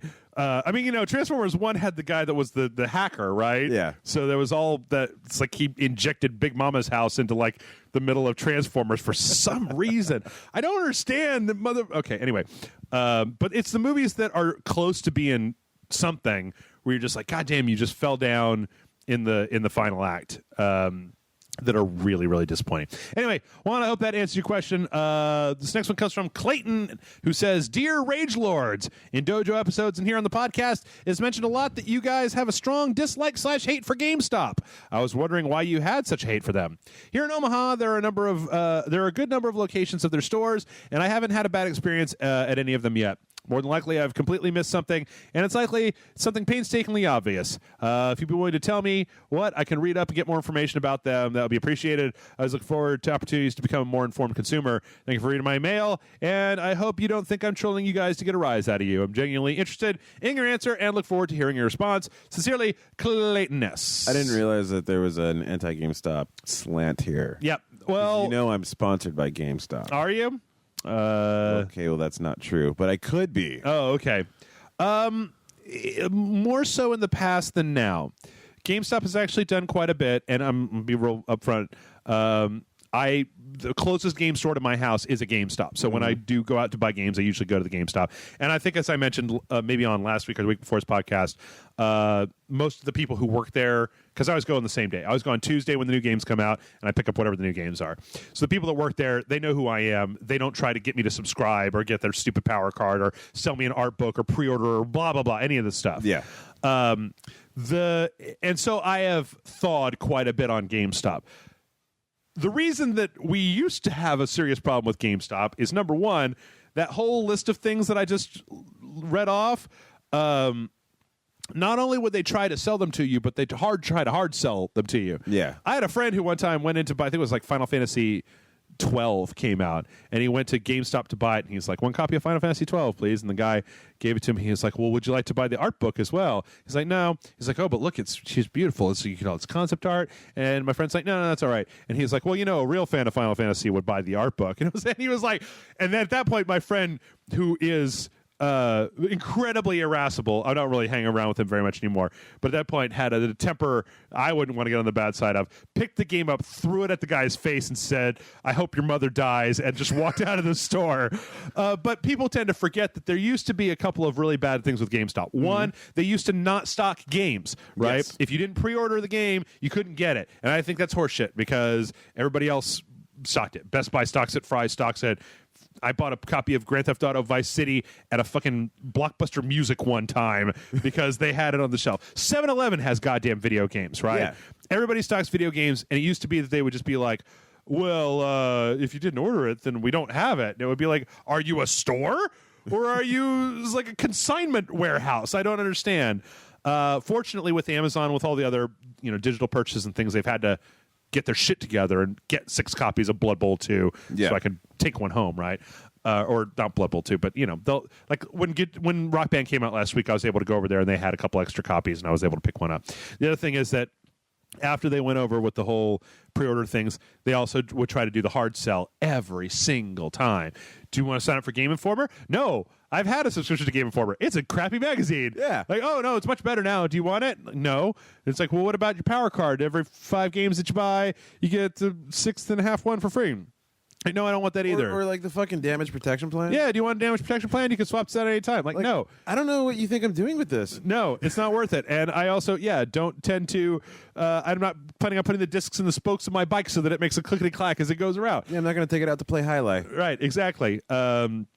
So there was that, and they were really pushy. And the other thing is that they used to have, and I'm sure that they still do, I know that for a fact that there were a few videos that were out of line, and I can't, actually I can because I had a friend who used to work for GameStop, that they treated their employees like shit. Yeah. They didn't pay them very well. There were very few benefits. It used to be that if you worked at a GameStop, you could get like a pass to E3, right? Mm-hmm. But they treated them very poorly. And I know that when those guys are trying to push Game Informer on me, they're only doing it because their boss is like, you need to sell a dozen of these a day or else you're fucking fired, right? Yeah. So they've gotten better. They've gotten a lot better now. It used to be in like the early 2000s or the late 90s or some of the heydays of GameStop that you go to the same GameStop and just see like turnover of personnel happening where they were just working people out of that job and then out of that job, right, and out of that right. job, and out of that job. And like I had time to kill at a mall before a screening, and I went into a GameStop and I hadn't been in like 8 years. And one of the things I always hated was the moment you would go into a GameStop, they were up your asshole bugging you about shit. And this one, I was in there for like 20 minutes. Never fucking came up to me. It was great. Yep. So I'm less anti-GameStop than I used to be, but you have to remember that as a persnickety old man, GameStop spent a good decade fucking me.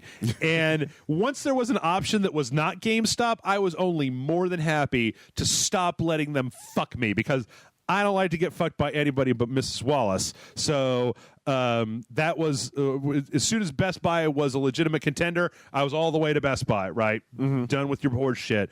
And then I would only go in there every so often. But yeah, now they're a lot better than they used to be. And it actually even seems like most of the time when I go in there, the people behind the counter actually seem to know something about video games as well. There's a time where they just seem to be hiring like, and this is such a cliche, but like hot chicks or people that just didn't know anything about games. Whereas you go in there now, and it's like, I'm like, hey, can I get a copy of Super Mario Maker? And the guy's like, oh man, I took home a copy last night. The game is really fun. And I'll be like, oh yeah. And he'd be like, yeah, you can do this and this and this. where they actually seem to be playing video games. Right. So that's that, and yeah. Next question comes from Mark. Mark says, Dear Rage Select, I was watching reviews of Metal Gear Solid 5 and saw that all of them got obsessed with making this same point about Quiet's ass, that it's gratuitously in your face the whole time and that you have no choice but to stare at it.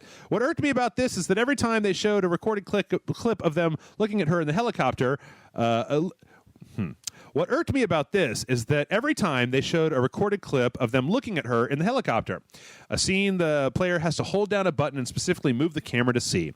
Putting aside the fact that Quiet herself is entirely optional, since you can kill her right when you meet her at the boss fight, there seems to be a real lack of self-awareness for player agency when it comes to sex.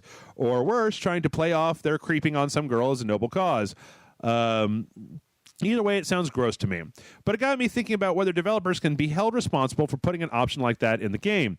For example, can the developers of GTA be held responsible if the player kills an NPC and whacks off to it in the real world? Well, obviously, gross.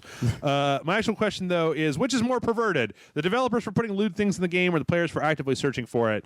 Thanks for the great content, as always, Mark. I think it's a symbiotic relationship, honestly. Yeah, me too. I'm pretty sure that games like One Chambara wouldn't exist if it wasn't for people who wanted to look at the bikini ladies' asses. There is a certain amount of I do feel though that Mark has a certain point of. So I don't know if you know Metal Gear Solid 5. I've never heard of it. What is it? Okay.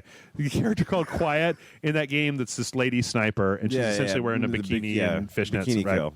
So when you're in the helicopter choosing missions and stuff beforehand, the camera is kind of pointed at the Snake, your main character, right? Yeah. But you can hold down the button and like look around, and if you look, Quiet's in the helicopter with you, and sometimes she'll like look over the shoulders of the pilots and stuff. Sometimes she'll just kind of stretch out on the ground and kind of do these little fan service Japanese stuff, right? I can honestly say that as somebody who doesn't get my rocks from video games, that it wasn't like I was like, ooh, oh yeah, ooh, stretch out some more, lady. I was just like, dude, ooh, I got to go murder somebody. Like I was more interested in getting along with the game than I was in looking at a bunch of pixels that are shaped like a butt. And I'm kind of the school of I'm always amazed when it's a fan service heavy product that actually delivers a solid product. Like all of the Dead or Alive series. Yep. It's actually a good fighting game, yet it looks like it's made to just rub one out. Yep. I mean, they had that same boob physics in Ninja Gaiden, right? Which is obviously not a porno game. I think that they're. I see where you're coming from, Mark. I don't think that you can entirely dismiss. I mean, I think that when I'm looking around the cockpit of the helicopter when Quiet is there, and she starts lounging out and doing all the crazy stretchy, sticking your butt in her face. There's a party that's like, okay, you're gonna look at that for a minute, right? So I don't think you can entirely. I don't think you can put it entirely on either person. I guess that's kind of what you were getting at. The thing is that, like, sometimes I feel like people make too much out of, like, the ability that you can shoot. Like you said, you can pick up a hooker and then kill her in Grand Theft Auto, right? Right. You can do that. I think I did it once because I didn't believe you could do it, but I've never done it in any subsequent Grand Theft Auto game. It's just not something that I'm like, oh yeah, I'm going to go pick up hookers and then murder them. So I think that in some ways the developers do bear a certain amount of responsibility for the fact that that system exists in the game and you can do it. On the other hand, there's also a certain amount of player responsibility of like, if you go looking for something that's grody and fucked up, or if you want to stare at pixelated ass for 6 hours, you have to take some of the responsibility of that, right? Yeah, no, absolutely. So I think that it's kind of a halvesies thing, but I don't know. Another thing that I just don't get is that, and Joe, you and I have never really had a conversation about this, is that there's quite a bit of social movement in the United States about the role of sex and sexiness and women and stuff in video games that Japan just don't fucking care about. Like, people were very upset, or there was groups of people that were writing very much think pieces, and some of them were very interesting to think about. When Dragon's Crown came out, and they had the giant boob sorceress who was, boobing up and down when she was running, right? Mm-hmm. You can't shame Japan into taking their big boob fan service moments out of their. I mean, have you watched an anime ever? Right. No, because to address it would be like, what do you mean? What are you talking about? Yeah. Like, no, I'm making something for the public, so I have to put stuff in the public wants. Yeah. I mean, fucking, we were talking about Hellsing before. Hellsing Ultimate is a dark gothic story about Nazis and vampires. But that show does take a few minutes to show you Victoria Saris's butt from time to time because that's just kind of the way that things are done there.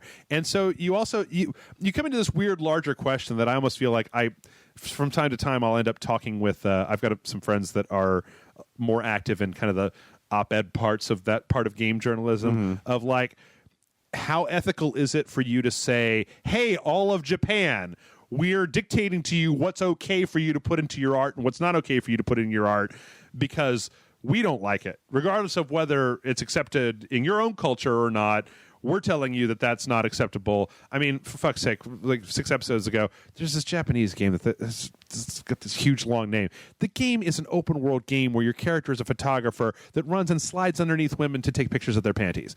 Nice. And it's really popular over there. And it has not been domestic, it's not due for release here any day now, because why would they release that in America? Yet on the other hand, I'm sure that game probably sold real well in Japan. But here we can see pubic hair, so it's fine. Yeah. Anyway. All right. Our next one comes in from our friend Detective FDRRRRRRRRR. Says, hey, Jeff and Joe, I had a great time listening to you on Randy Plays Games. Actually, he didn't say Joe, but you've been on Randy Plays Games as well, right? All the time. There you go. Except for that time. Bada bing. Yeah, I was subbing in for you, actually. I had literally no idea what a tabletop RPG was before listening. I found it so cool that I binge listened to all of Randy's shows. Hey, good job. So I now would love to try and buy a game and play it with my friends. So here's the question. Ooh. Any advice on how to DM a game for the first time and with first-time players? Yeah. Thank you so much for all that you do, and stay classy, Detective FDRRRRRR. I was add as many R's as I can. Detective F. Wow, that's a pretty loaded question, huh? Not really. See, what you do is get everybody together that's going to be involved in it and really talk about what they think they want to get out of the experience, because a good DM is going to read into what it is that the players want as far as an experience, not necessarily what they want. Like, I want 5 beholders to be in one room, you right know? And since everybody's going to be kind of new, not being able to read people, that's going to help out a lot. And then just work with each other on it.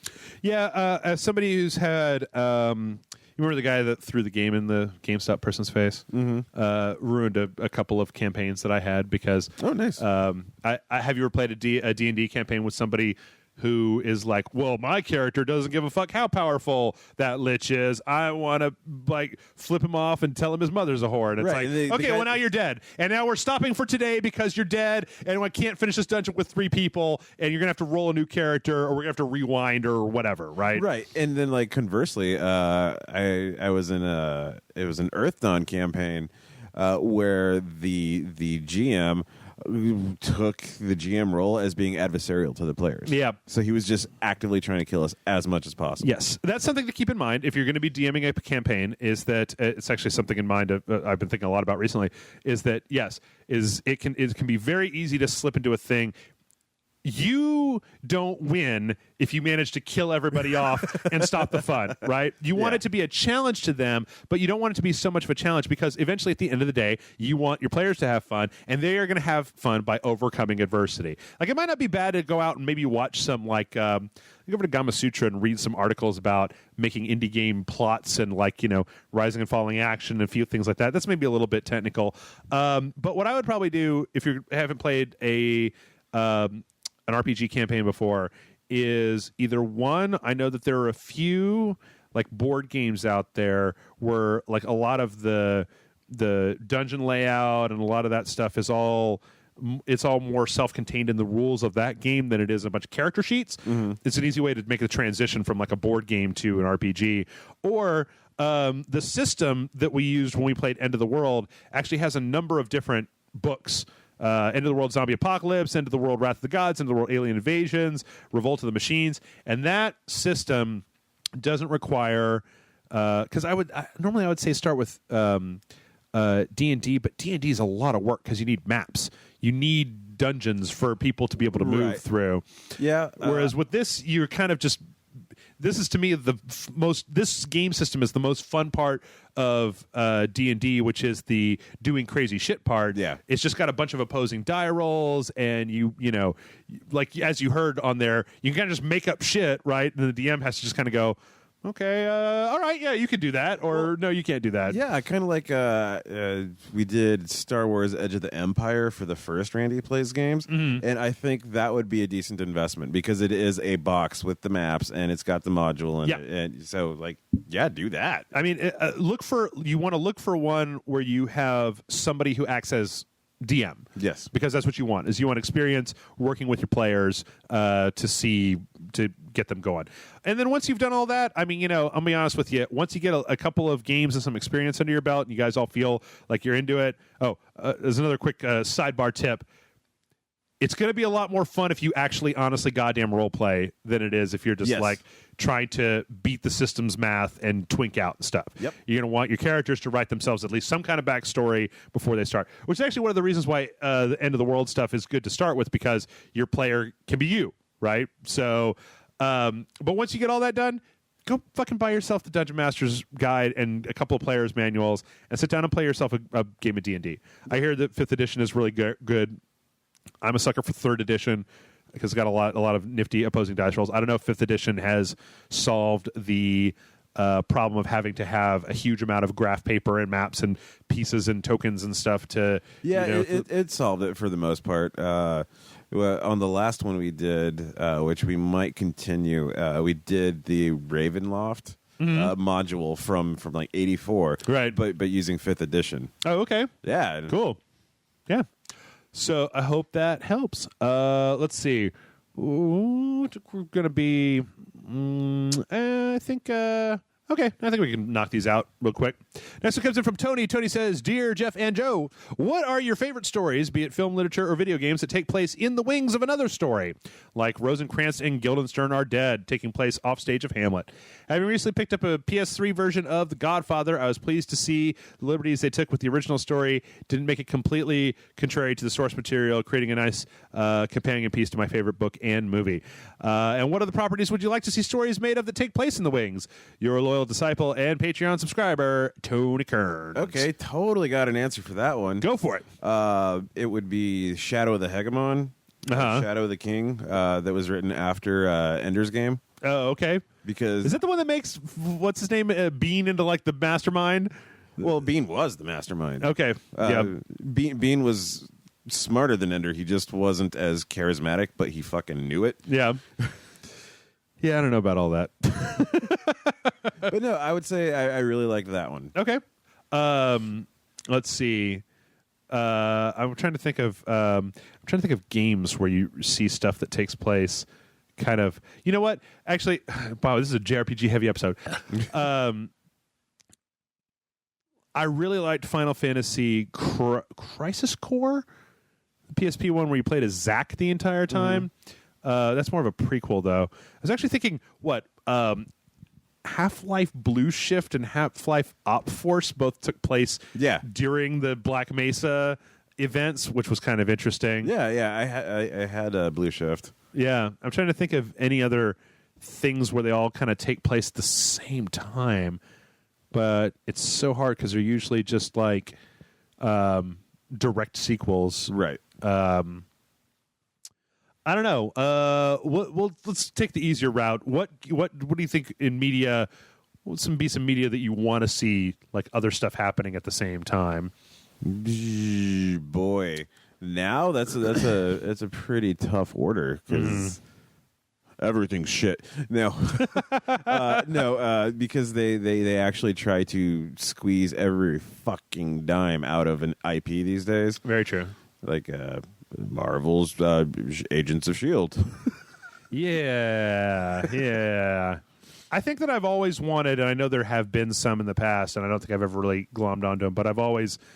Lando Calrissian does not get enough exposure in the Star Wars movies. Mm-hmm.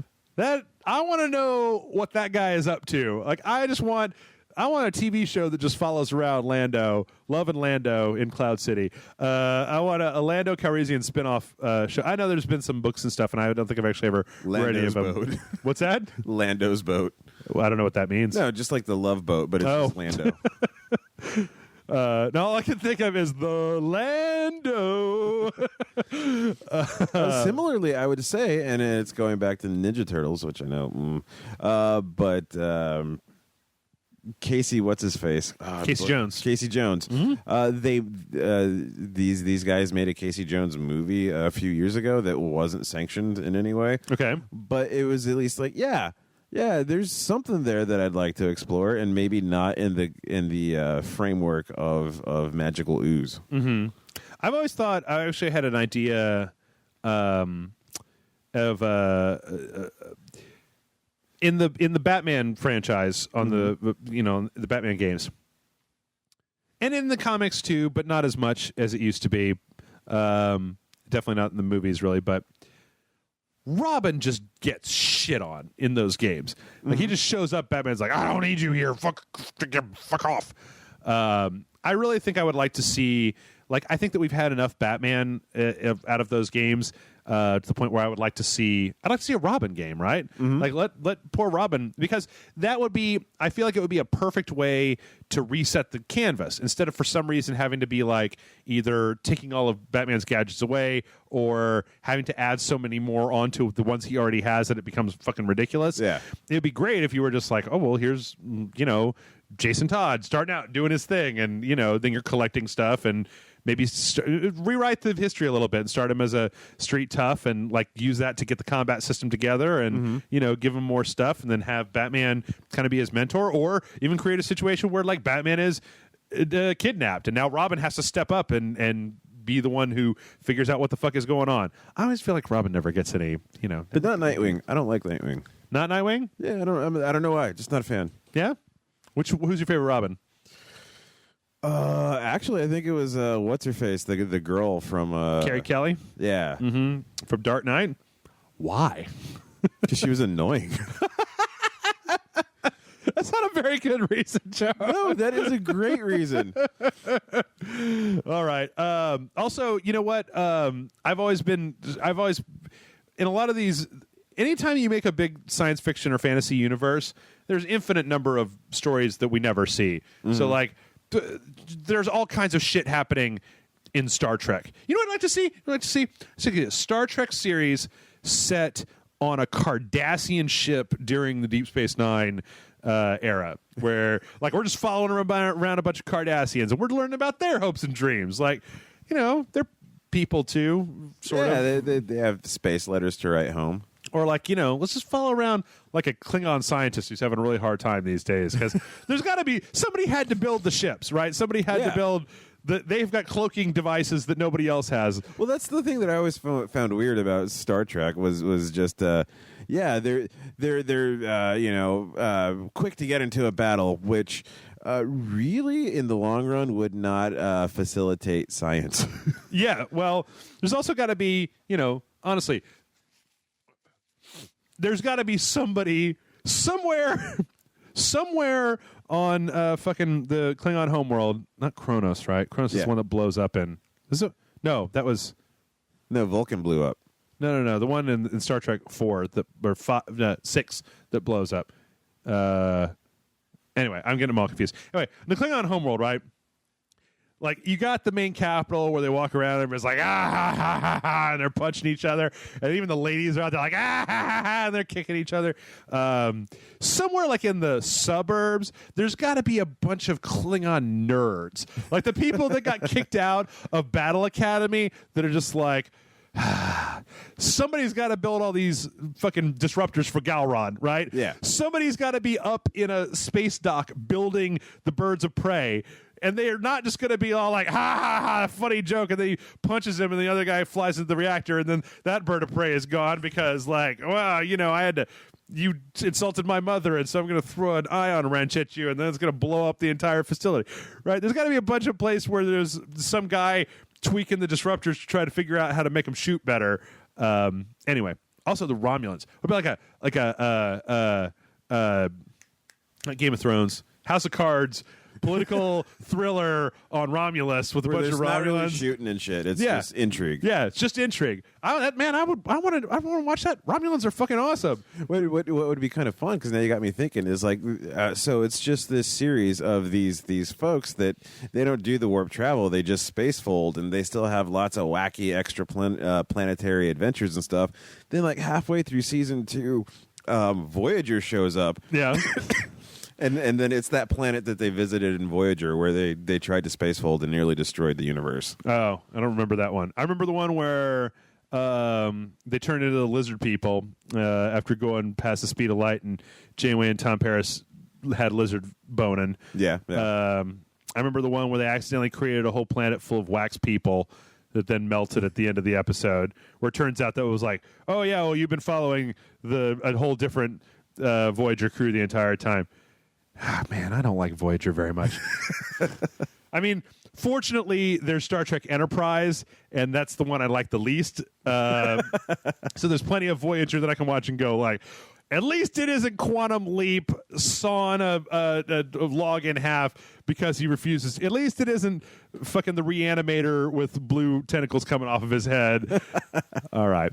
We got 2 more questions and we're done. This next one comes in from Ramblin' Bear, who says, Dear Rage Select, I'm a longtime fan and I've enjoyed your multitude of dick jokes since the Spill days. Like you, I'm a big fan of From Software's work. I played, beaten, and enjoyed all the Souls games, but I have one consistent complaint. I found the ending of each story in the series to be unsatisfying. While the final fights are usually fine, the story and context of the finale have felt underwhelming to me. I feel like this is due to the cyclical nature of the game's narrative, as well as the designers' need to give narrative context to New Game Plus, which to me undermines the overall impact of the story. I play these games mainly for the well-designed gameplay and atmosphere, but I can't help but feel irked by this element of the experience. How do you feel about the endings of From Software's games? Do you think they should explore other narrative structures? How important are the endings of your adventures to your overall gaming experience? Thanks for the many hours of great content you have helped me discover. Discover games I otherwise wouldn't have tried, and avoid some that would have had my blood boiling. Rage on, a Ramblin' Bear. Now, I kind of picked this. This is a cheaty question because I don't think that I don't know anybody else who's actually beaten any of the. Have you beaten any of the Souls games? No. Demon, no. Dark 2, Bloodborne? I've had sandwiches to make. Okay. Well, that's definitely a thing that needs to happen. Sandwiches are very important. Mm-hmm. I know I can kind of see where you're coming from, Ramblin' Bear. Actually, it's interesting because the first time that I beat almost all those games, it's incredibly unsatisfying because I usually don't have a good idea of what exactly the story is. I don't know if you've ever played any of these games, but so much of the story is contained in like the item descriptions of everything that you pick up that if you don't put it all together in your head while you're looking at those item descriptions, you sometimes can miss the story, except the next, you have to go through it 2 or 3 or 4 more times. Like, I did not understand even remotely what the fuck was happening when I finished Bloodborne. I was just like, I got the secret third ending, and when I got it, I was just like, no idea. I have literally no idea what just happened there. But on the other hand, I feel like those games, I don't know. Zen, baby. It's about the journey, not the destination. I'm pretty sure that's kind of where I was going with that. Thanks for summing it up, Joe. Yeah, I don't think that.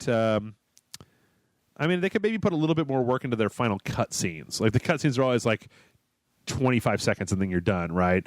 So maybe a little bit more than that. Maybe some fan service. Put some boobs in there. Put some boobs and butts in there. I think you got the right idea. I think that's what they need. Are we game developers now? Yeah. Put boobs and butts in it. We're now producers. Yeah, no, I mean, I could just see like the final cutscene of Dark Souls where you light the fire. It's like, because at the end of Dark Souls, you have two options: light the fire and relight this flame that's heating the world, or let the fire go out and the world plunge into darkness. Okay. All right. So if you light the fire, your character walks over and he kind of puts his hands in this bonfire, and then he kind of lifts one hand up and he catches on fire, and then it kind of zooms out, and then it's just done, right? If you choose the darkness, you leave the final boss arena, and these dark serpents all kind of like come up out of the depths, and you like walk past them, and they all bow to you as your character walks out of the game. In both, it would have been nice to have maybe seen a little bit more of the effect of your decision on the world that you've spent a good 60 hours in up until this point, and not just like, oh, you either catch on fire or you walk by a bunch of worms. Like, maybe a little bit more, like, let's just see the world be plunged into darkness, or let's see the fire of the world relight in some context, would maybe be a little bit more satisfying than just like that. So, yeah, Ramble Bear, I totally agree with you. But in any case, I don't think that it really... I like a good ending as much as the next person, but I played so many games that have shitty endings that I'm not really expectant anymore. Yeah. It's kind of more a minority of a game that sticks the landing than it is of one that does not. So, and last but definitely not least, this one comes in from Luke, who says, Luke, hello. Or he says, hello, Jeff and Joe. A bit of fan of you guys, this loading bar, and always enjoy the work that you do. So dig this. I'm in my final semester at college. English major, and I'm seriously considering going ahead and getting my master's in English degree while I'm already here. I really want to teach at a community college level, which requires a master's degree. I also freaking love literature and enjoy doing research, coming up with new theories and all that junk. However, if after all my work is done and I have my master's degree, I can't find a teaching job, what do you believe are some realistic jobs a person with a master's in English can actually do? I know you said your dad has a master's in English, so I figured that you might know something. Also, I'm not too worried about the cost. The program at my college isn't all that expensive, plus I can get student loans and just be smart with my money. Any advice you have on this matter would be greatly appreciated. And remember, it's not the dong on the outside, but the dong on the inside that counts. And that's from Luke. That's a strange sentiment. Well, indeed. Luke, I will tell you that as my father got a master's in English and then spent the first basically 18 years of my life telling me that he wished he had never done so, it was completely worthless, and that it had absolutely nothing to do with his entire career over the course of his lifetime. He started out as a teacher but made very little to zero money, and then went on to editing technical manuals for a publisher, and that was so boring that he hated it. And then he went on to become a records keeper, file clerk, sort of, for the Text Education Agency for a while, and then from there into software and a bunch of other things from there. So I don't have anything to tell you. Do you have any experience with a liberal arts degree, Joe? Oh, yeah. I mean, other than my graphic design? Yes. I mean, what would you... Normally, I would say that getting a master's is not going to be a bad call. Mm-hmm. But English or philosophy, that's kind of a harder sell because you might be able to go for jobs that require a master's that aren't in teaching, but then usually they're outside of that realm of information. Like, honestly, what you should do is if you want to do the English teachy thing, do that, and then work on like an MBA. Yeah. So that even if you can't get a teachy job, you can be a middle manager, and it doesn't matter what the fuck you do, because you can have the rest of your life because you're a manager, which means you go home at 5 and you don't work weekends. Yeah, boy, I wish I'd known what an MBA was when I went to college for the first time. I would have just been like, wait. You mean I can get a degree in being somebody's boss? That's what I can do? Why the fuck am I not doing that? Yeah, I mean, I would say, I mean, the path to a master's is what, additional 2 years on top of a 4-year program. Yeah. So, if you got the money for it and you feel like strongly about it, maybe do it. You should probably know that you're going to have a bit of an uphill battle. I mean, it's worth pointing out that teaching has rarely been the most lucrative job in the history of mankind. And we don't even mean in excess. I mean, like, in just like fucking paying rent. Right. Yeah, that like it's a bit difficult, even at a base level. So I would definitely make sure, Luke, not to not to rain on your parade, because we're very firm believers here at Rage Select of like, do what you want to do. You only got one life. If you want, you're probably, I don't want to dissuade you from getting your master's in English, because you will probably regret it, because you'll be like, oh, if I'd just done that, then my life would have been different, blah, blah. And then like, fucking Jeff over at Rage Select. Like, it would probably be better for you to get it and fail than it would be for you not to get it and curse my name for the rest of your life while you're the middle manager with your MBA degree at a Kentucky Fried Chicken in, I don't know, Atlanta. No, he's at a paper factory. Okay, at a paper factory. But just keep it. What I would do if I were you would be, okay, you can probably get I don't think you can get a job. It's probably going to be a lot more difficult for you to get a job as an editor these days than it used to be. I've got quite a few friends that have advanced degrees in fucking copy editing. Right. And not happening. Yeah.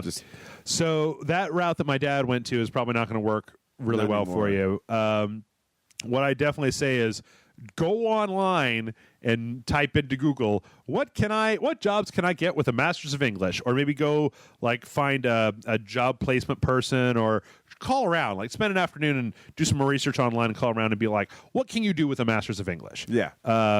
Because what I've seen from texting and the horrifically written descriptions of all of our videos that I write as soon as I wake up in the morning, like, hey, everybody, it's time for the dojo. Here's part 2. We're getting more shenanigans with Grant and Jeff, and it's the dojo. Sometimes I'll write, hey, everybody, it's the dojo, and Grant and Jeff are getting into more shenanigans in Minecraft right here on the dojo. And then I'll be ready to post, and I'll be like, did I write the dojo twice? Yes, I did. I need to get the... Which one? This one. Dojo-licious. Okay. Get this one off of here. Because after you've written the description for roughly 1,500 videos, your creativity starts to dip a little bit. And you're just like, you should see my weekly Patreon emails. They used to be very elaborate, and now it's just like, hey, everybody, videos. Dudes, vids. There you go. Bada bing. I'm out. Like, I'd rather you get them before 9 p.m. than having me sitting here trying to squeeze blood out of a rock to think of something clever to say to you. In any case, sorry, Luke, I didn't mean to go off. I didn't mean to make this all about me. Go out and see if you can find out what a degree in English or even a master's in English can get you as far as work goes. Mm-hmm. And look at that and look at it seriously about if you can't get a job teaching, what you can get a job using that degree for. Right, because like I think the undergrad, what it is in, doesn't really matter as much, because that is really the new high school diploma. Yeah. So if you're going for postgraduate stuff, then that's where what it is actually matters a little bit more. Right. But then I would also definitely make a plan of, I would make a really seriously, honestly sit down and think about it for quite a long time and plot yourself out a vector where you graduate, you can get no job using that degree. What are you going to do now? Yeah. So that it doesn't sneak up on you and not because it's not a surprise. Yes, because you know what? If you graduate, you get a job as a teacher, you'll be like, great, and you can gleefully take your business plan, tear it up, wipe your butt with it, curse my name, and throw it into a fire somewhere, right? But if you can't get a job, then you're going to want to have something. You're going to want to have some way to fall back, and not. You're going to want to fall back on your plan B and not just fall down onto the ground with student loan debt. Agony. Yeah, working at aforementioned Kentucky Fried Chicken or paper factory, but at a much lower level. Right. So hope that helps, Luke. Good luck. And that's it. That's our show. Okay, then. Oh, my God. This always goes on. Yeah, all right. Well, that's a fucking hell of a long show. Mail@rageselect.com is the email address that you can write into if you have questions for us about the things, be they life, be they video games, be they what your favorite episode of Star Trek. I really want to go back and watch some more Star Trek now. Ooh, and guys, if you've got some sort of weird medical thing going on, send us a pic. We'll try to figure out what it is. Oh, God, please don't. Jason once asked people to send me pictures of their balls, and 2 people actually did. And one of them was even smart enough to put them like below text to where I scrolled up and was like, God damn it. So no balls. And also, I don't know how to counsel people about their medical problems. So anyway, Joe, thanks so much for coming by. Thanks for having me. Yeah, it's been the Rage Select Podcast. Where can people find more of you, Joe? The ZebraSunDesign.com. You got a Tumblr? Oh yeah. Check out my Pinterest shit. You got a Friendster account? They got an IRC number that they can or what, Actually, ICQ address? Actually, I do. I don't remember what it is. Yeah, AOL Instant Messenger that they can add to your friends list. Oh yeah. Okay. Yeah. All right. Well, then stay tuned. We're gonna have more stuff as always. Thanks so much for listening. We'll see you next week. Good night.